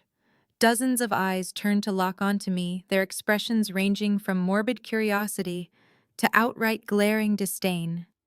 They looked at me as if a dangerous, unpredictable stray animal had just wandered into their exclusive country club. Aunt Beatrice was the first to approach, a crystal wineglass clutched tightly in her heavily jeweled hand. She wore a sympathetic, painfully patronizing smile that did not reach her cold, calculating eyes. "Jillian, we honestly did not expect you to show up," Beatrice murmured, pitching her voice loud enough for the surrounding relatives to hear. "Your mother told us you were having a difficult time adjusting to reality lately. Are you making sure to get the help you need? I hear these little episodes of yours can be quite taxing on the mind." I smiled pleasantly, adjusting the heavy strap of my briefcase against my shoulder. "I am perfectly healthy, Aunt Beatrice. I am just here to clear up a few pressing family matters." She sighed dramatically, patting my arm, as if humoring a volatile toddler. "Of course you are. Just try not to cause one of your classic scenes today. Your parents have been under so much unnecessary stress because of your behavior." Before I could formulate a response, Uncle Gregory's booming voice echoed from the adjacent formal living room.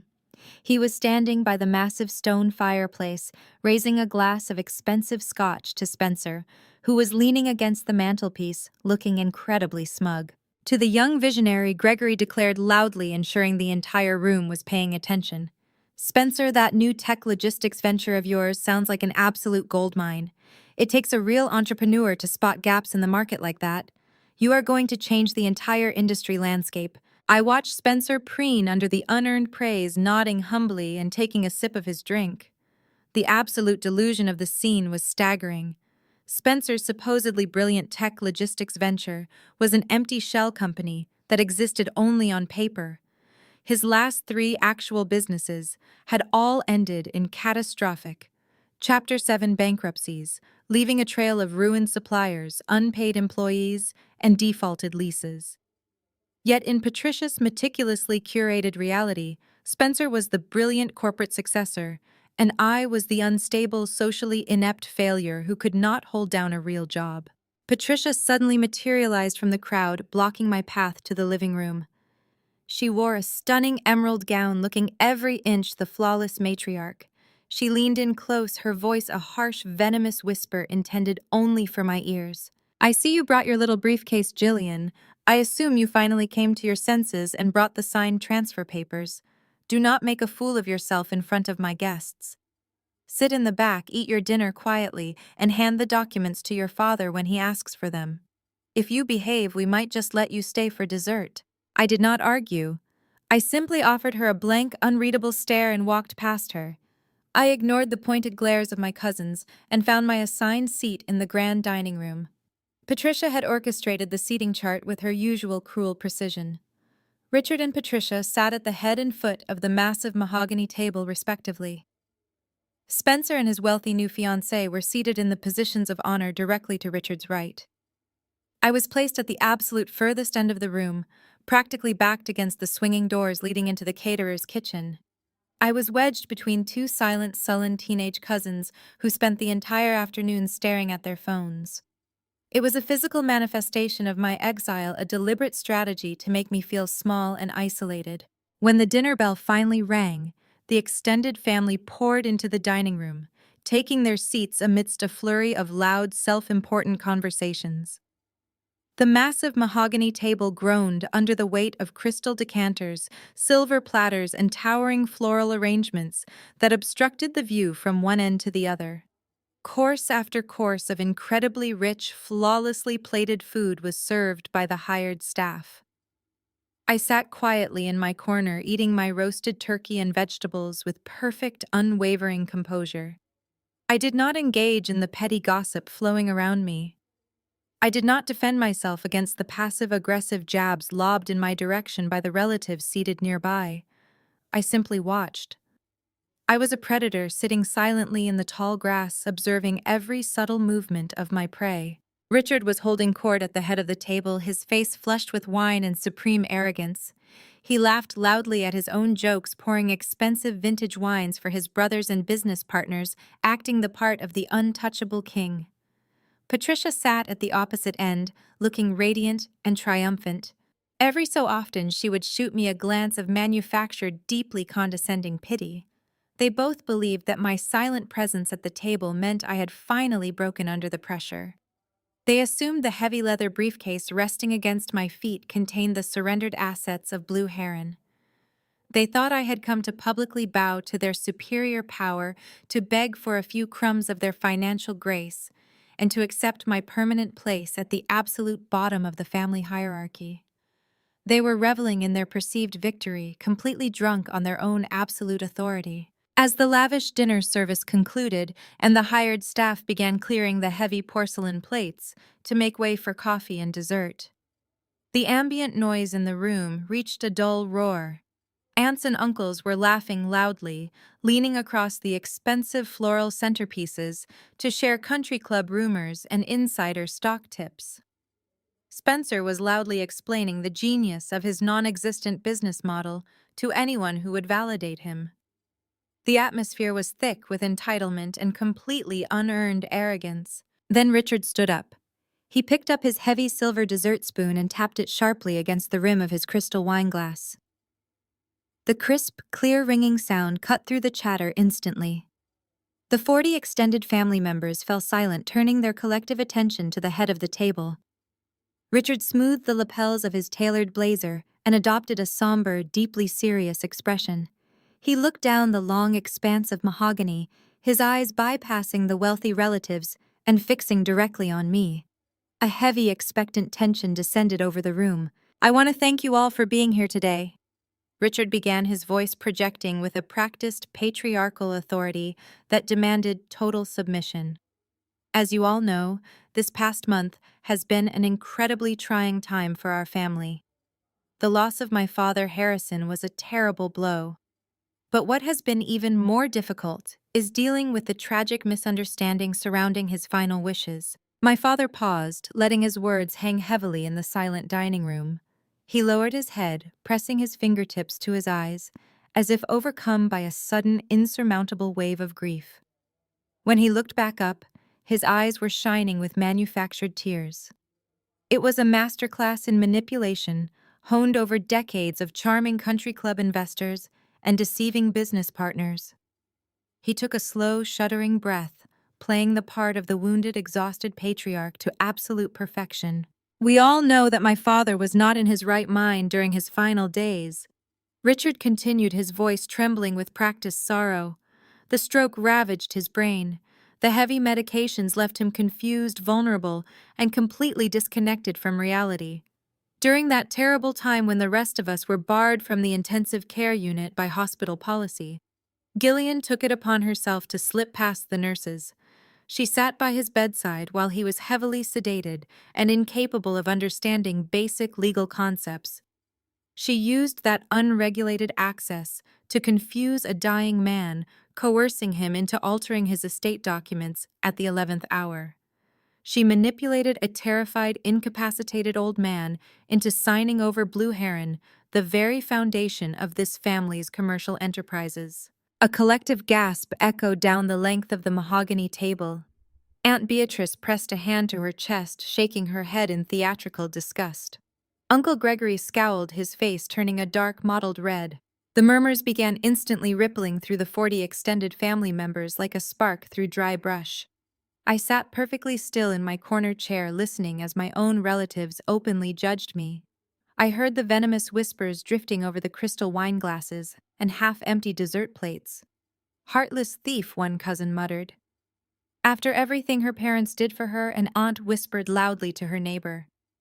"It is absolutely despicable," another voice chimed in. Richard held up a hand, calling for silence and projecting a look of profound, forgiving sorrow.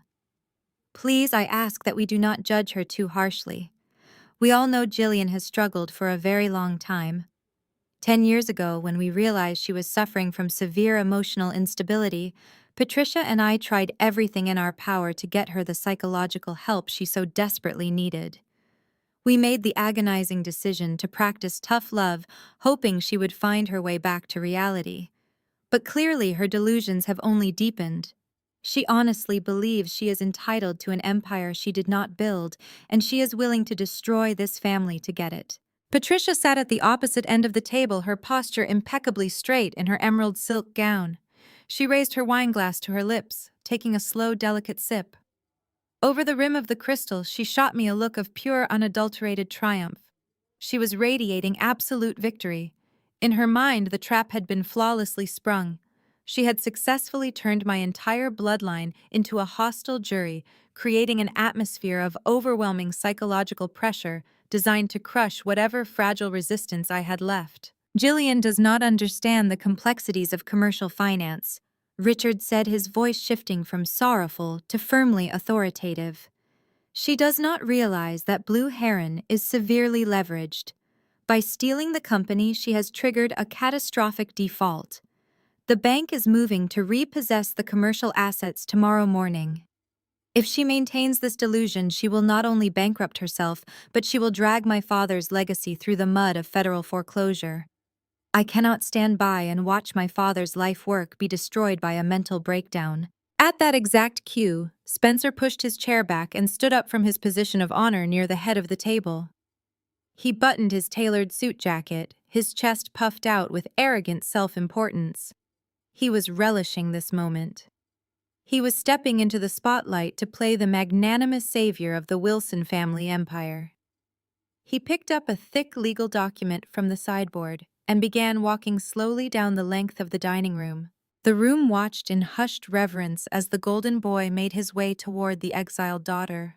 Spencer navigated past the staring aunts and uncles, his expensive leather shoes clicking softly against the hardwood floor. He finally reached my corner, looming over my chair with a sickeningly condescending smile plastered across his face. He did not just hand me the paperwork. He held the transfer deed out and dropped it deliberately onto my dinner plate. The heavy paper landed squarely over my half-eaten slice of turkey, soaking up a smear of cranberry sauce. It was a calculated physical insult, a blatant demonstration of profound disrespect in front of our entire family. He reached into the inner pocket of his blazer and pulled out a heavy gold-plated fountain pen, laying it onto the table right next to the soiled document. "Do the right thing," Jillian Spencer said, his voice loud, carrying perfectly across the silent dining room.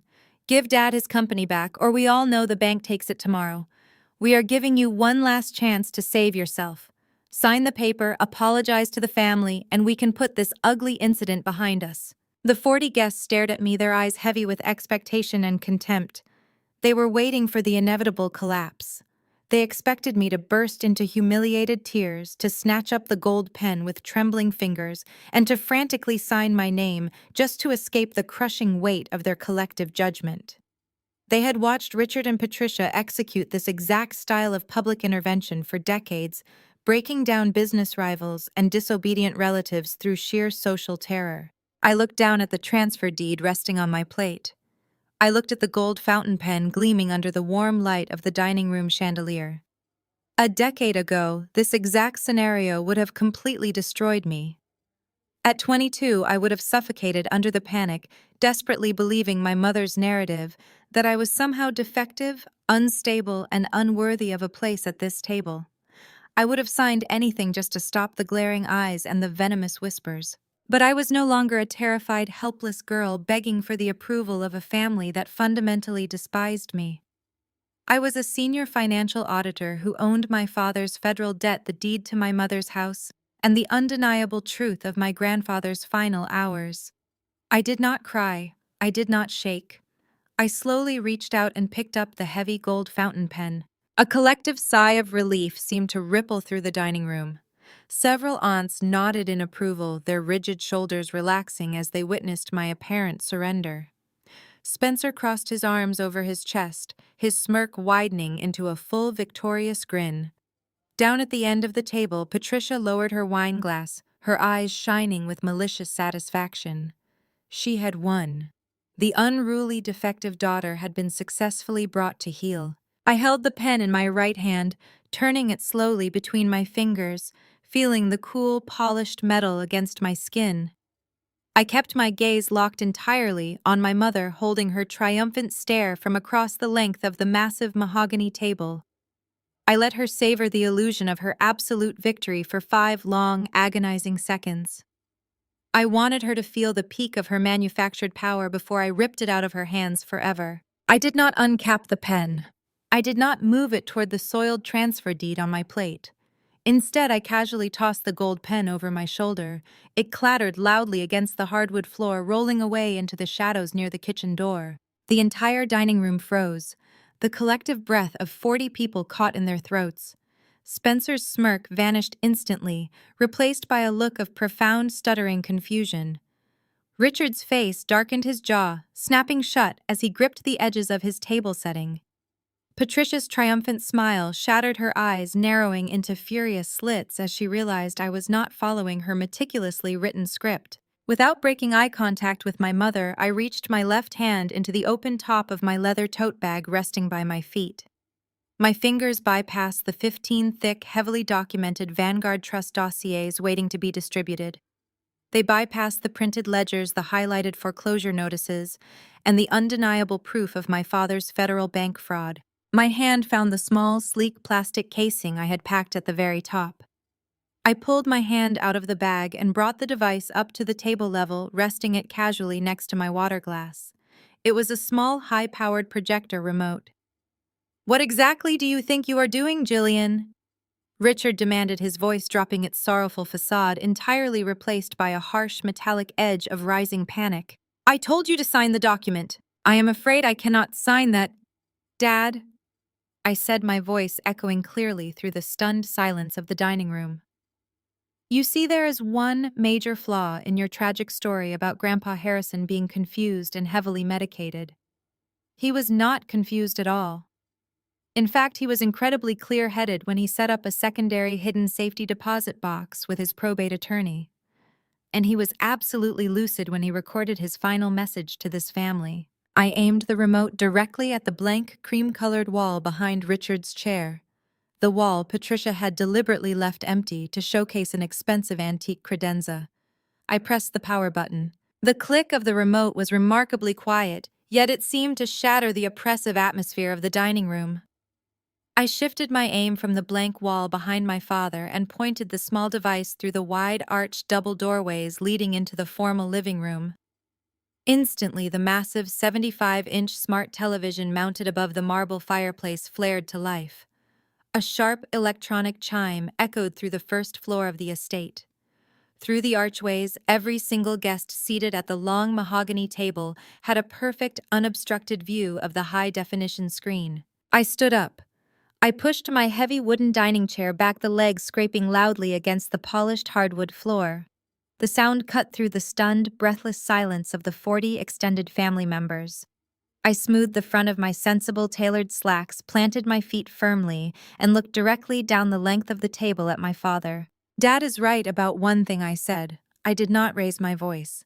I did not need to. The acoustics of the grand room carried my calm, measured tone to every corner. The bank was going to take everything because someone took out a $3 million loan using a dead man's forged signature. The dining room erupted. It was a chaotic symphony of gasps, dropped silverware, and horrified whispers. Aunt Beatrice knocked over her crystal wine glass, sending a dark red stain bleeding across Patricia's pristine white linen tablecloth. Richard slammed both of his hands flat against the mahogany table. The plates rattled. Jillian. He forced a booming, patronizing laugh, shaking his head and looking around at his business partners and relatives as if sharing a private joke. "You are being hysterical." Hysterical. It was the exact word he had weaponized against me for my entire life. When I was 12 years old and found the hidden credit card statements proving he had drained my college savings to cover his gambling debts, he told the family I was hysterical and prone to making up dramatic stories for attention. When I was 16 and tried to tell Patricia that her favorite private tutor was making highly inappropriate comments to me, Richard had scoffed, rolled his eyes, and told the school administration that I was just a hysterical teenage girl trying to get out of doing my coursework. Hysterical was his universal kill switch. It was the magic word he used to instantly discredit my valid emotions, my undeniable facts, and my basic grip on reality. Patricia immediately joined the offensive, standing up from her chair and clutching her emerald silk gown. "Please, everyone, forgive this dreadful interruption," my mother announced, her voice dripping with manufactured maternal sorrow. "We tried to adjust her medication before the holidays, but clearly she is suffering from a severe manic episode. Spencer, please escort your sister upstairs before she embarrasses herself any further." Spencer puffed out his chest, stepping away from his chair and marching toward my end of the table. He rolled his shoulders, eager to play the physical enforcer, the heroic golden boy, protecting the family from the unstable outcast. I did not retreat a single inch. I simply pressed the right arrow on my remote. The massive television screen in the living room transitioned from a blank blue standby screen to a crisp, high-resolution scan of a legal document. It was blown up to massive proportions, the black ink stark and undeniable against the bright white background. "That is the commercial loan application for Vanguard Trust," I announced, keeping my eyes locked on Richard, as the color rapidly drained from his face. It originated the $3 million line of credit that currently keeps this entire family afloat. If you look at the bottom of the screen, you will see the primary guarantor signature, Harrison Wilson, my grandfather. I clicked the remote again. A new document appeared side by side with the loan application. It bore the official crest of Massachusetts General Hospital. "This is Grandpa Harrison's official medical chart." I continued, my voice slicing through the heavy, suffocating silence of the room. "As you can all read, he suffered a massive, incapacitating stroke on November 10th. He was airlifted to the hospital heavily sedated and placed on a ventilator in a medically induced coma by November 11th. I paused, letting the relatives squint at the massive screen in the next room.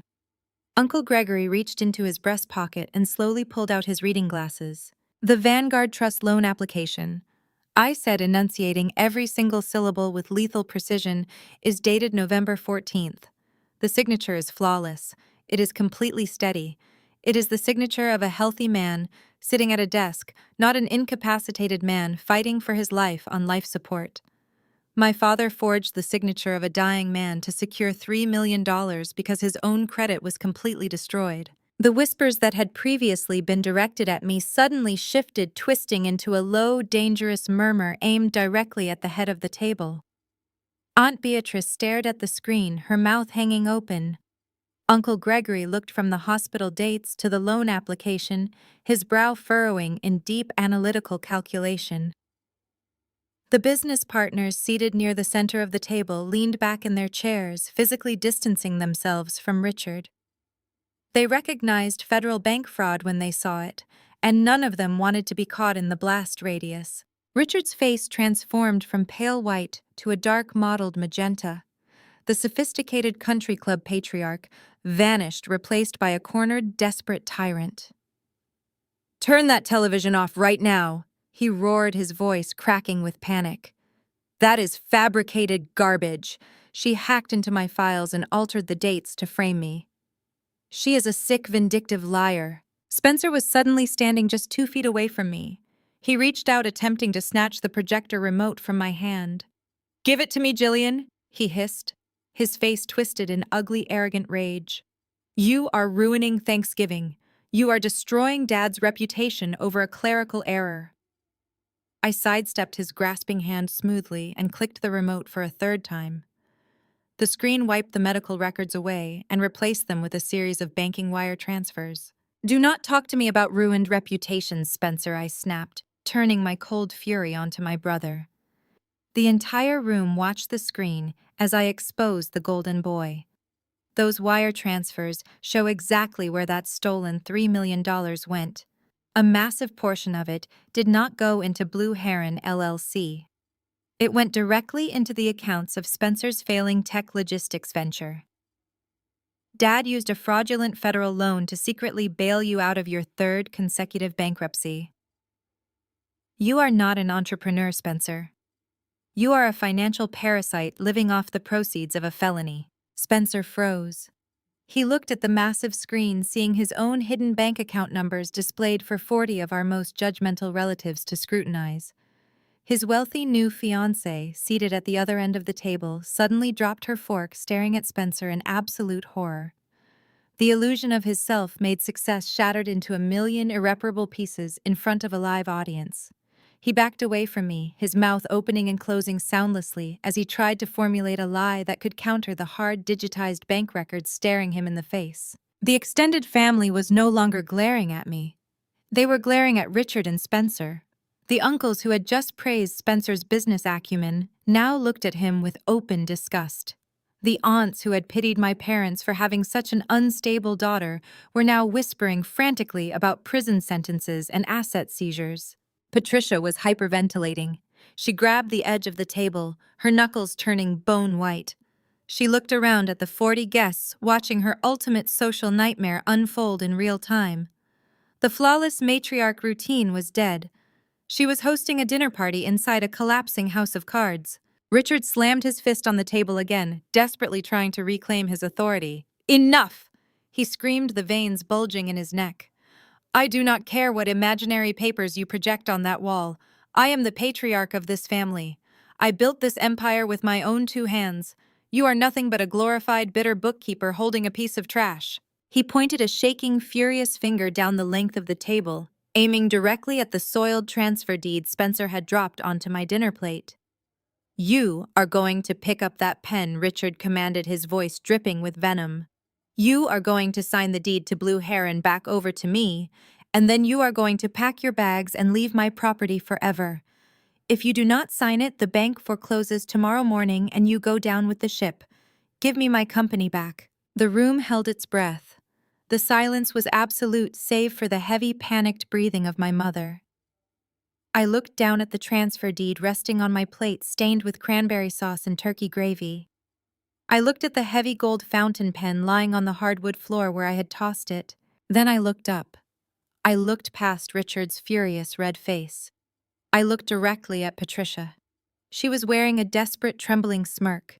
She was silently begging for me to cave, clinging to the pathetic hope that her lifelong campaign of psychological terror would force me to submit one final time. She truly believed that if she just maintained the illusion of victory, I would eventually break. I slowly reached into my leather tote bag and pulled out the physical hard copy Vanguard Trust dossier. I let it drop onto the table with a heavy, satisfying thud. I did not break eye contact with my mother as I raised the small remote and clicked the button one final time. The massive screen in the living room flashed. The wire transfers vanished.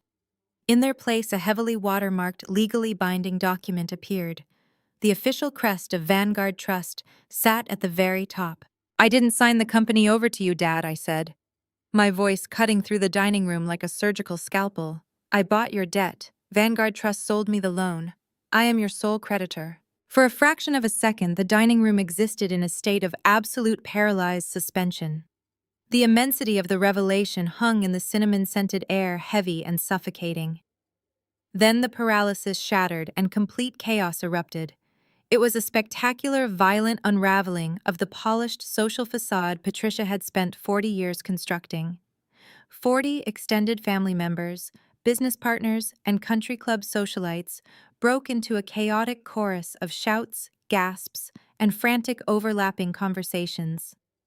Chairs scraped violently against the hardwood floor as several of Richard's most prominent investors physically pushed themselves away from the table, their faces masks of pure legal terror. Aunt Beatrice clutched her pearl necklace, her mouth opening and closing like a landed fish, while Uncle Gregory began frantically typing on his phone, undoubtedly contacting his own legal counsel to distance himself from the radioactive fallout of my father's federal fraud. The noise swelled into a deafening roar. In the center of the storm, Spencer looked as though the floor had vanished beneath his custom Italian leather shoes. His entire manufactured identity was currently projected onto the massive 75-inch screen in the adjoining room for the absolute destruction of his reputation. He snapped. The sheer, overwhelming panic of exposure short-circuited whatever limited restraint he possessed. Spencer let out a guttural, panicked sound and lunged. He tore around the edge of the massive mahogany dining table, knocking over a crystal water pitcher that shattered into a dozen glittering pieces against the floor. His eyes were wide-locked entirely on the glowing television screen in the formal living room.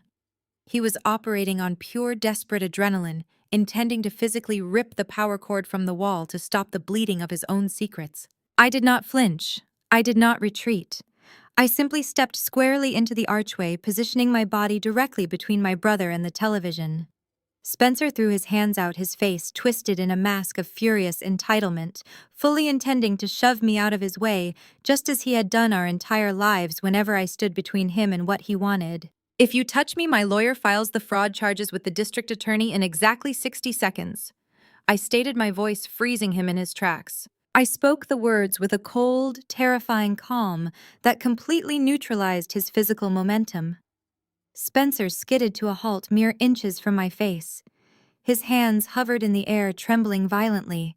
He stared into my eyes, searching for a bluff, but he found absolutely nothing but glacial resolve.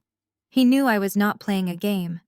He knew that I had Marcus Vance, a notoriously ruthless corporate attorney, sitting by a phone waiting for my command. The golden boy swallowed hard, the color draining from his face as he slowly lowered his hands and backed away, shrinking under the collective horrified gaze of the entire extended family. He was completely powerless. Richard, witnessing the total capitulation of his favored son, tried desperately to salvage the rapidly sinking ship. He dragged a hand down his sweat-slicked face, plastering on a ghastly, trembling smile that looked entirely deranged under the warm glow of the chandelier. "Jillian, this is a massive misunderstanding," Richard stammered, his voice pitching up an octave as he tried to project an air of calm authority that he absolutely did not possess. He waved his hand dismissively toward the screen, his chest heaving. "It is a bank error. A clerical mix-up at Vanguard Trust. You know how these massive financial institutions operate. Papers get shuffled, dates get printed incorrectly by careless underwriters. You are letting your imagination run wild over a simple administrative mistake. It was his classic defense. It was the exact same tactic he had used when I was 14 and discovered the discrepancies in the household ledgers. He had sat me down in his study, patted my head, and told me that complex accounting was simply too difficult for a young girl to grasp.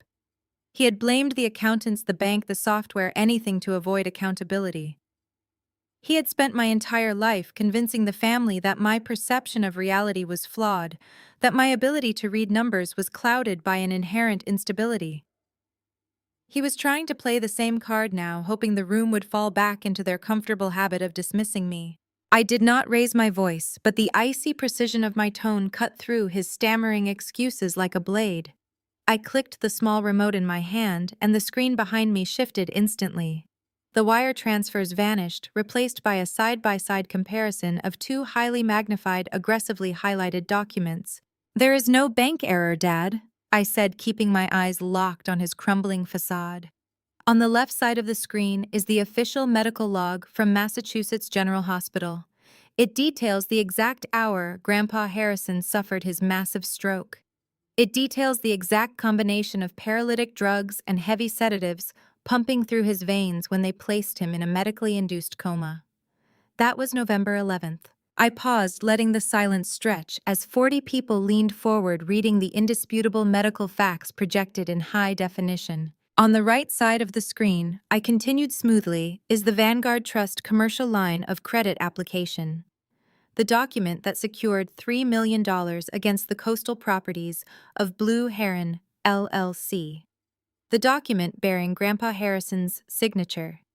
A signature that is perfectly steady, executed with a heavy, confident hand.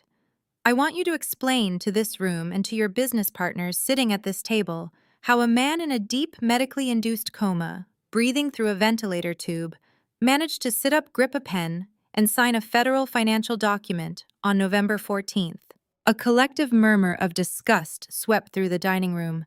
It was the undeniable mathematical proof of his betrayal. The dates could not be argued. The medical records could not be spun into a misunderstanding.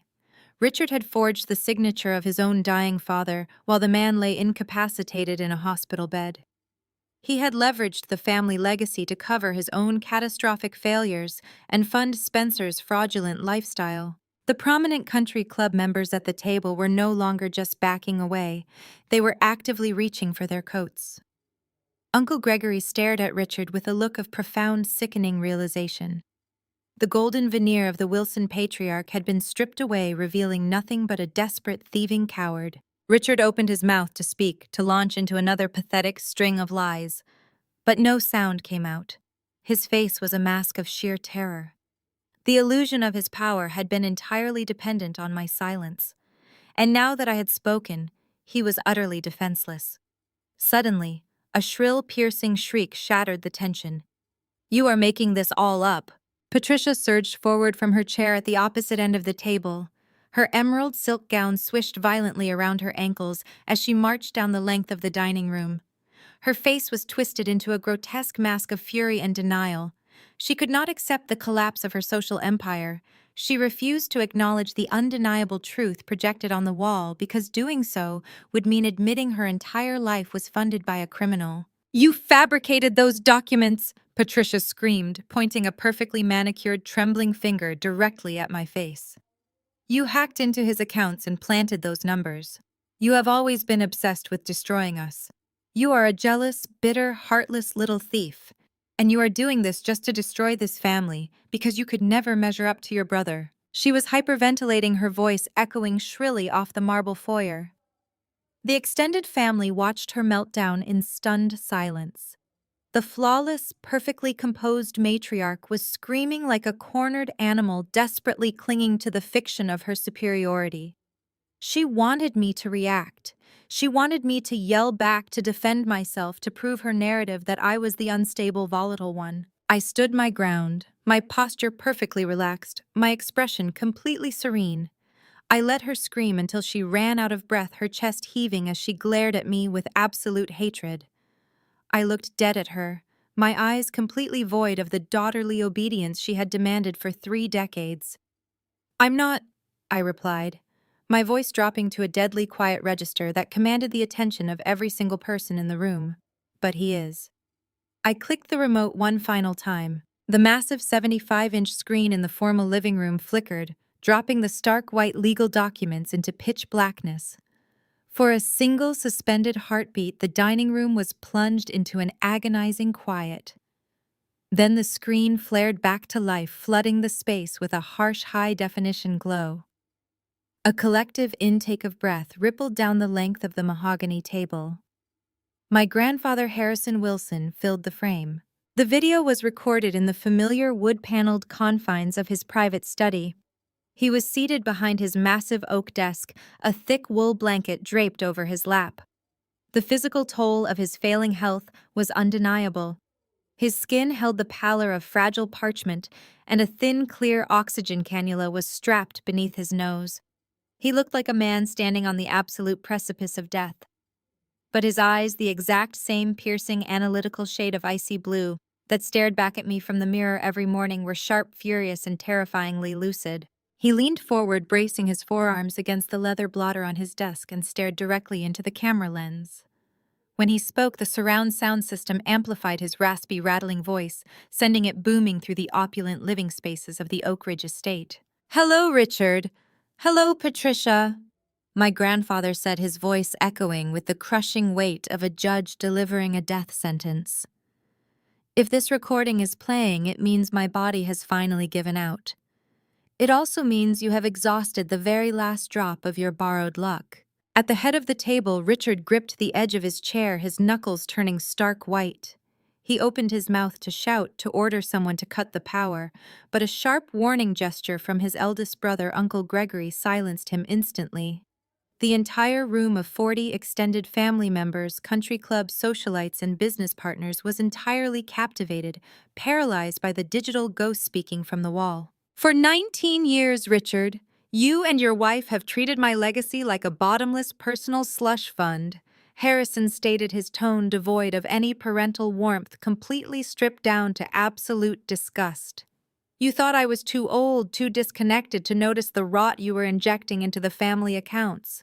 You thought I did not see the phantom consulting fees you routed through shell corporations.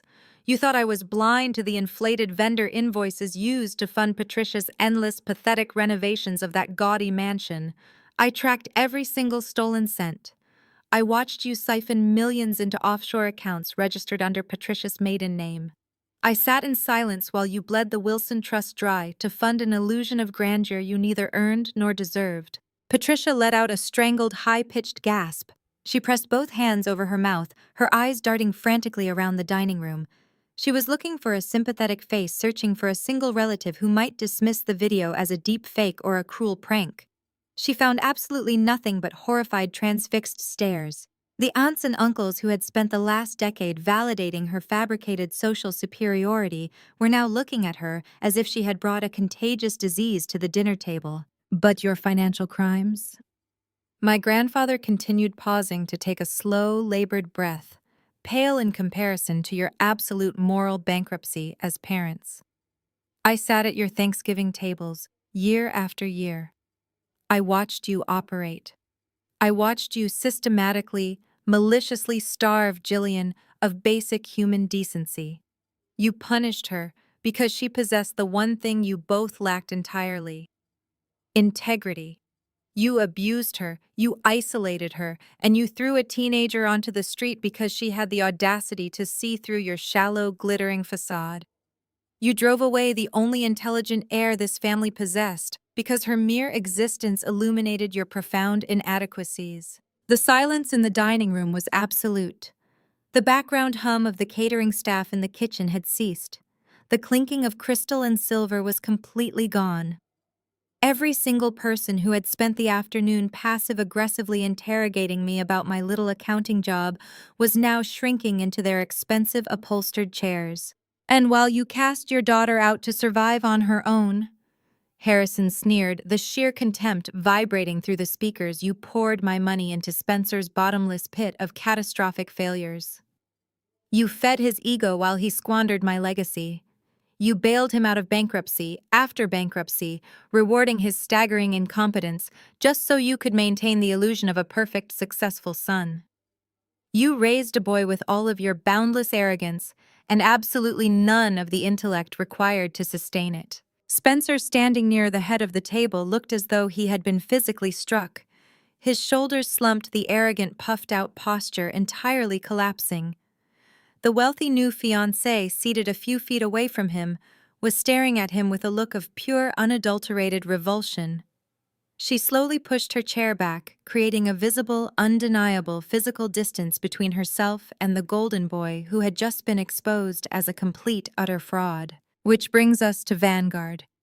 Trust, my grandfather said, his voice dropping into a dangerous, deadly quiet register. November 14th. Richard let out a low, panicked moan. He squeezed his eyes shut, turning his head away from the massive screen, as if avoiding the visual would somehow stop the audio from tearing his life apart. You thought you were so brilliant, Richard Harrison said, a dark, humorless smile touching the corners of his mouth. You thought you were so incredibly clever. Sneaking into my study with that corrupt notary you bribed, slipping that federal commercial loan application into a stack of routine medical directives. You thought the paralytics had blinded me. You thought the sedatives had deafened me. But I was awake. The gasps from the dining table were audible now. Aunt Beatrice covered her face with her napkin, shaking her head back and forth in rapid, jerky movements. Uncle Gregory stared at his younger brother, his jaw clenched so tightly the muscles trembled. I felt the pen scratch against the paper. Harrison continued, his gaze piercing through the digital void. I heard you breathing in the quiet of my room as you forged my name. And I chose to say absolutely nothing. I let the loan process. I allowed you to secure $3 million in fraudulent debt against the assets of Blue Heron. Patricia's hands dropped from her face. Her perfectly applied makeup could not hide the sheer blinding terror radiating from her eyes. She looked wildly at her husband, silently pleading for him to fix it, to stop the confession, to perform some kind of social magic that could reverse the irreversible. I let you do it because I knew you were too arrogant to realize you were braiding your own noose, my grandfather declared, his voice rising in power, dominating the massive room. I allowed it because I knew that when the margin call inevitably came, when the bank realized the collateral was worthless, when the walls finally closed in, you would fall back on your predictable, pathetic cowardice. I knew you would try to make Jillian take the fall. I knew you would try to force her to sign away her future to cover your crimes. He leaned back in his leather chair, the exertion of the speech clearly draining the last reserves of his strength. He looked directly into the camera, and for a fraction of a second, the harsh, unforgiving glare softened. I let you hang yourself with your own unfettered greed, Richard. I let the trap snap shut because I knew with absolute, unwavering certainty that Jillian was the only person smart enough to catch you in the act and strong enough to execute the sentence. Burn it all down, Jillian. Take back what is yours. The video abruptly cut to black. The massive screen returned to a dark, lifeless void. The atmosphere in the dining room was completely unrecognizable. The air, which had been thick with condescension and unearned superiority just 10 minutes ago, was now heavy with the suffocating stench of total social annihilation. The pivot was instantaneous and brutally absolute. The extended family, the people who had spent an entire decade swallowing Patricia's venomous lies about my mental instability, turned their collective, horrified disgust directly onto my parents.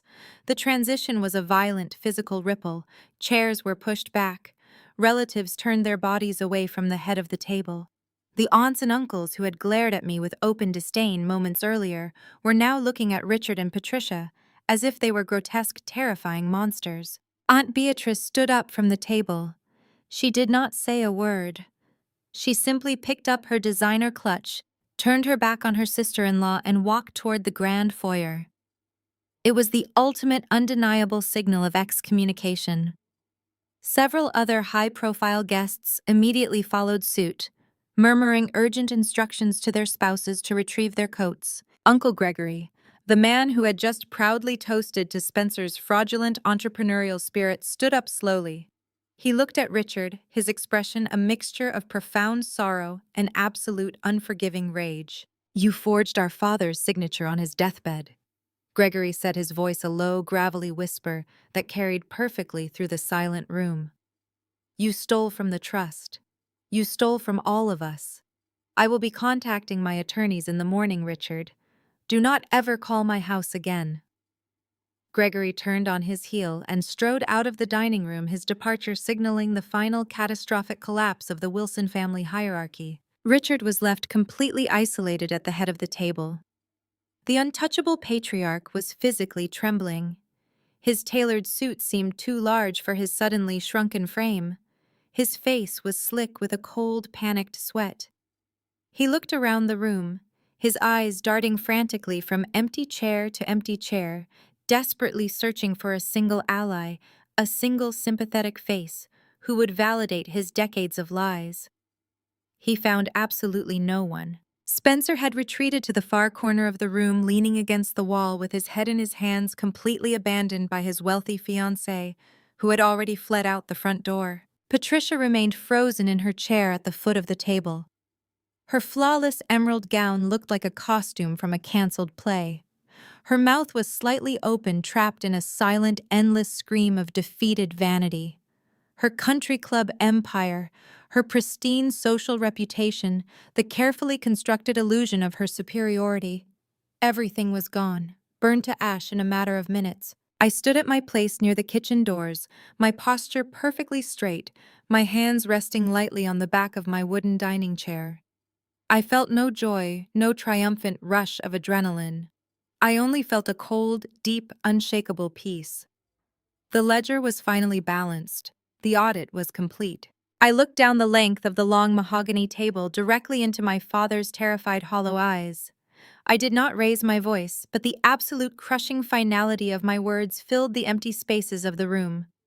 "You have 30 days to vacate your house, Dad," I said, maintaining unrelenting eye contact as the last remnants of his pride shattered. "Because you used this house as collateral for that loan, and I am foreclosing." I turned away from the table, breaking the eye contact that had effectively ended my father's reign. I did not wait for a response. There was nothing left for him to say. I picked up my leather tote bag from the floor, the heavy strap sliding easily over my shoulder. The silence in the dining room was broken only by the frantic rustling of expensive coats and the hushed, urgent whispers of the remaining guests, desperate to escape the blast radius of my family's exposed corruption. Aunt Beatrice was already out the front door, her heels clicking rapidly against the cobblestone driveway as she fled toward her car. Uncle Gregory's engine roared to life, the headlights cutting a sharp path through the darkness as he sped away from the estate, taking the last shred of the Wilson family respectability with him. I walked through the grand foyer, stepping past the antique credenza Patricia loved more than her own children, and pushed the heavy oak front door open. The crisp November air hit my face clean and sharp, washing away the suffocating tension of the dining room. I walked down the sweeping stone steps, climbed into my car, and drove away. I did not look back in the rearview mirror. I left Richard, Patricia, and Spencer trapped in the magnificent collapsing wreckage of their own making, completely surrounded by the rotting debris of their lifelong lies. The consequences of that Thanksgiving dinner unspooled with violent, unrelenting speed. Without the steady, illegal infusion of stolen capital from my grandfather's accounts, Spencer's carefully curated life evaporated overnight. The tech logistics venture he had endlessly bragged about to the country club elite was nothing more than an empty, bloated shell, and it imploded the moment the fraudulent cash flow ceased. 3 weeks later, a pair of aggressive tow trucks arrived at his luxury downtown loft to repossess his Porsche and his custom Range Rover in broad daylight. His wealthy new fiancée, terrified of the impending federal scandal and realizing her golden boy was entirely broke, quietly packed her designer bags and moved back to her parents' estate without leaving a note. Spencer was completely ruined. 6 months later, I received a detailed report from the private investigator my legal team had retained to monitor the asset seizures. Spencer had been evicted from his loft. He was forced to rent a tiny, dilapidated third-floor walk-up in one of the worst, most neglected neighborhoods in the city. The investigator included a photograph of my brother dragging a black plastic trash bag full of clothes up a crumbling, water-stained concrete staircase. I looked at that photograph and remembered the day I signed the lease on my very first apartment. It had been a modest, clean studio that I paid for with my own auditing salary, but Patricia had visited exactly once. She had stood in the center of my small living room, wrinkled her nose as if she smelled raw sewage, and loudly declared that she could not believe a Wilson was living in such a pathetic rat trap.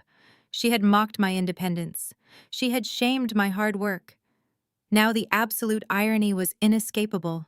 Her precious favored son was living in conditions far worse than anything I had ever endured entirely because he lacked the basic competence to survive without stealing from a dying man. Richard and Patricia fared even worse.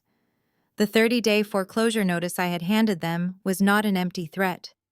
It was a legally binding promise, and I executed it with ruthless efficiency. The bank seized the Oak Ridge estate.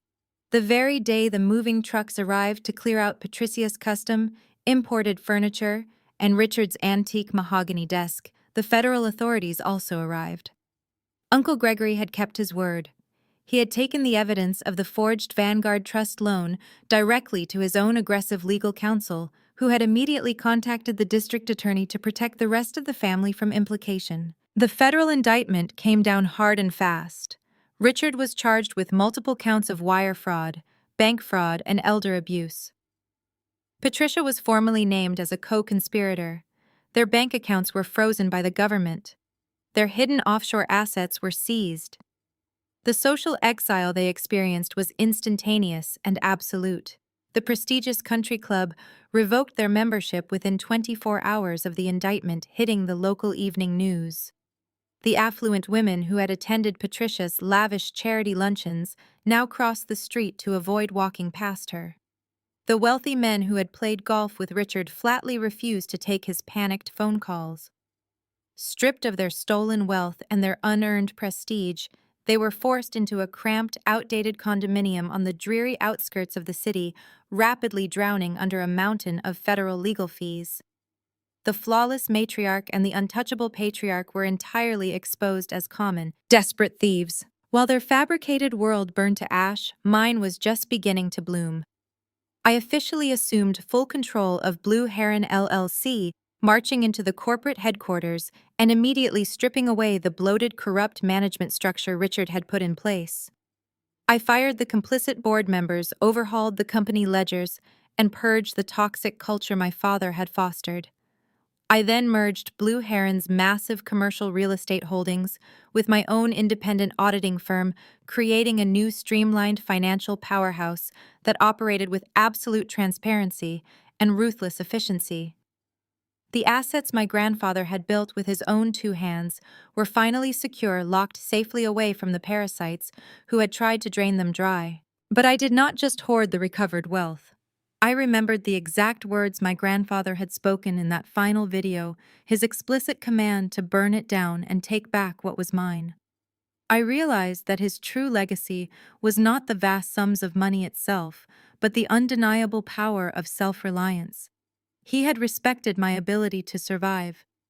I took a significant portion of the newly recovered Blue Heron profits and established the Harrison Wilson Grant Foundation. I designed the program specifically to provide substantial seed money and comprehensive mentorship to young, brilliant entrepreneurs who lacked the safety net of wealthy family backing. I sat across the desk from ambitious women and men who had been told their entire lives that their dreams were impractical, that their backgrounds were insufficient, that they were simply not good enough to sit at the table. I looked at them and saw the exact same resilient fire that had kept me alive during my darkest, most isolated years. I funded their ventures. I watched them build their own impressive empires from the ground up. I turned the money my family had used for corruption and vanity into a weapon of mass creation, ensuring that Grandpa Harrison's fortune would lift up the kind of people my parents would have despised. 2 years after that explosive Thanksgiving dinner, I stood in my corner office on the top floor of a gleaming glass skyscraper in downtown Boston. The panoramic view was magnificent, stretching out over the bustling harbor, the dark blue water glittering brilliantly under the bright afternoon sun. My firm was thriving beyond my wildest projections. The Harrison Foundation had just fully funded its 50th successful startup company. I was respected by my peers, I was independently wealthy, and I was entirely untouchable. I walked over to my expansive glass desk to review a newly drafted commercial lease for a prime piece of downtown real estate. Next to my keyboard, my phone screen suddenly lit up. The device vibrated softly against the glass, signaling a new voicemail. I tapped the screen and read the automated transcription that appeared in bold black letters. It was Patricia. Her voice translated into sterile text was desperate, frantic, and dripping with pathetic, familiar manipulation. She was begging for a massive loan. She was crying about the mounting federal legal bills and Richard's rapidly failing health. She was asking for forgiveness, pleading for a second chance, promising that we could finally be a real, loving family if I just opened my checkbook and saved her from the consequences of her own actions one last time. She claimed she had always loved me, always believed in me, and that she knew her brilliant daughter would never let her own mother suffer. I read the words feeling absolutely nothing. There was no sudden spike of anger, no residual sorrow, no lingering childish desire for a mother I had never truly had. I did not even press play to listen to the sound of her crying voice. I simply tapped the red trash can icon on the screen.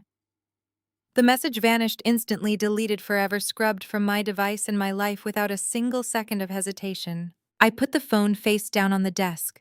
I turned away from the heavy stacks of legal paperwork and walked back over to the floor-to-ceiling windows. I closed my eyes, lifting my face to the warm golden sunlight streaming through the tempered glass. The air in my office was quiet, clean, and perfectly still. I took a deep, steadying breath, letting the absolute peace wash over every single nerve in my body. I opened my eyes, turned back to my desk, and got to work completely free and undeniably victorious. The ashes of my family's fabricated empire taught me the most profound lesson of my life. True power is never inherited, and it can never be stolen. For decades, Richard and Patricia weaponized their approval, demanding complete obedience, while offering nothing but psychological manipulation in return. They desperately tried to break my spirit because my independence threatened the fragile, fraudulent reality they had constructed. They labeled me hysterical and defective to mask their own profound inadequacies and criminal greed. But here is the undeniable truth about building a life on a foundation of lies. It only takes one spark of truth to burn the entire house of cards to the ground. While they squandered millions on vanity and continuously bailed out a golden child who lacked both competence and character, I built my own sanctuary in silence. I learned that you do not need to fight for a seat at a toxic table. You can simply buy the room and rewrite the rules. True justice wasn't just foreclosing on the Oak Ridge estate or watching my parents face the federal consequences of their own actions. True justice was taking the resources they used for cruelty and transforming them into something meaningful. I reclaimed my grandfather's legacy, not by hoarding it, but by breaking the cycle of abuse and funding young entrepreneurs who, like me, had to survive and build their dreams without a safety net. You cannot control the family you are born into, but you have absolute authority over the life you choose to build. Never let anyone convince you that your truth is a delusion or that your independence is a flaw. Have you ever had to walk away from a toxic family dynamic to protect your own peace and build your own success? How did you find the courage to finally stand your ground and rewrite your own story? Share your experiences in the comments below. If this journey of reclaiming power and finding sweet justice resonated with you, please hit the like button and subscribe for more stories of surviving, thriving, and redefining what it truly means to be successful.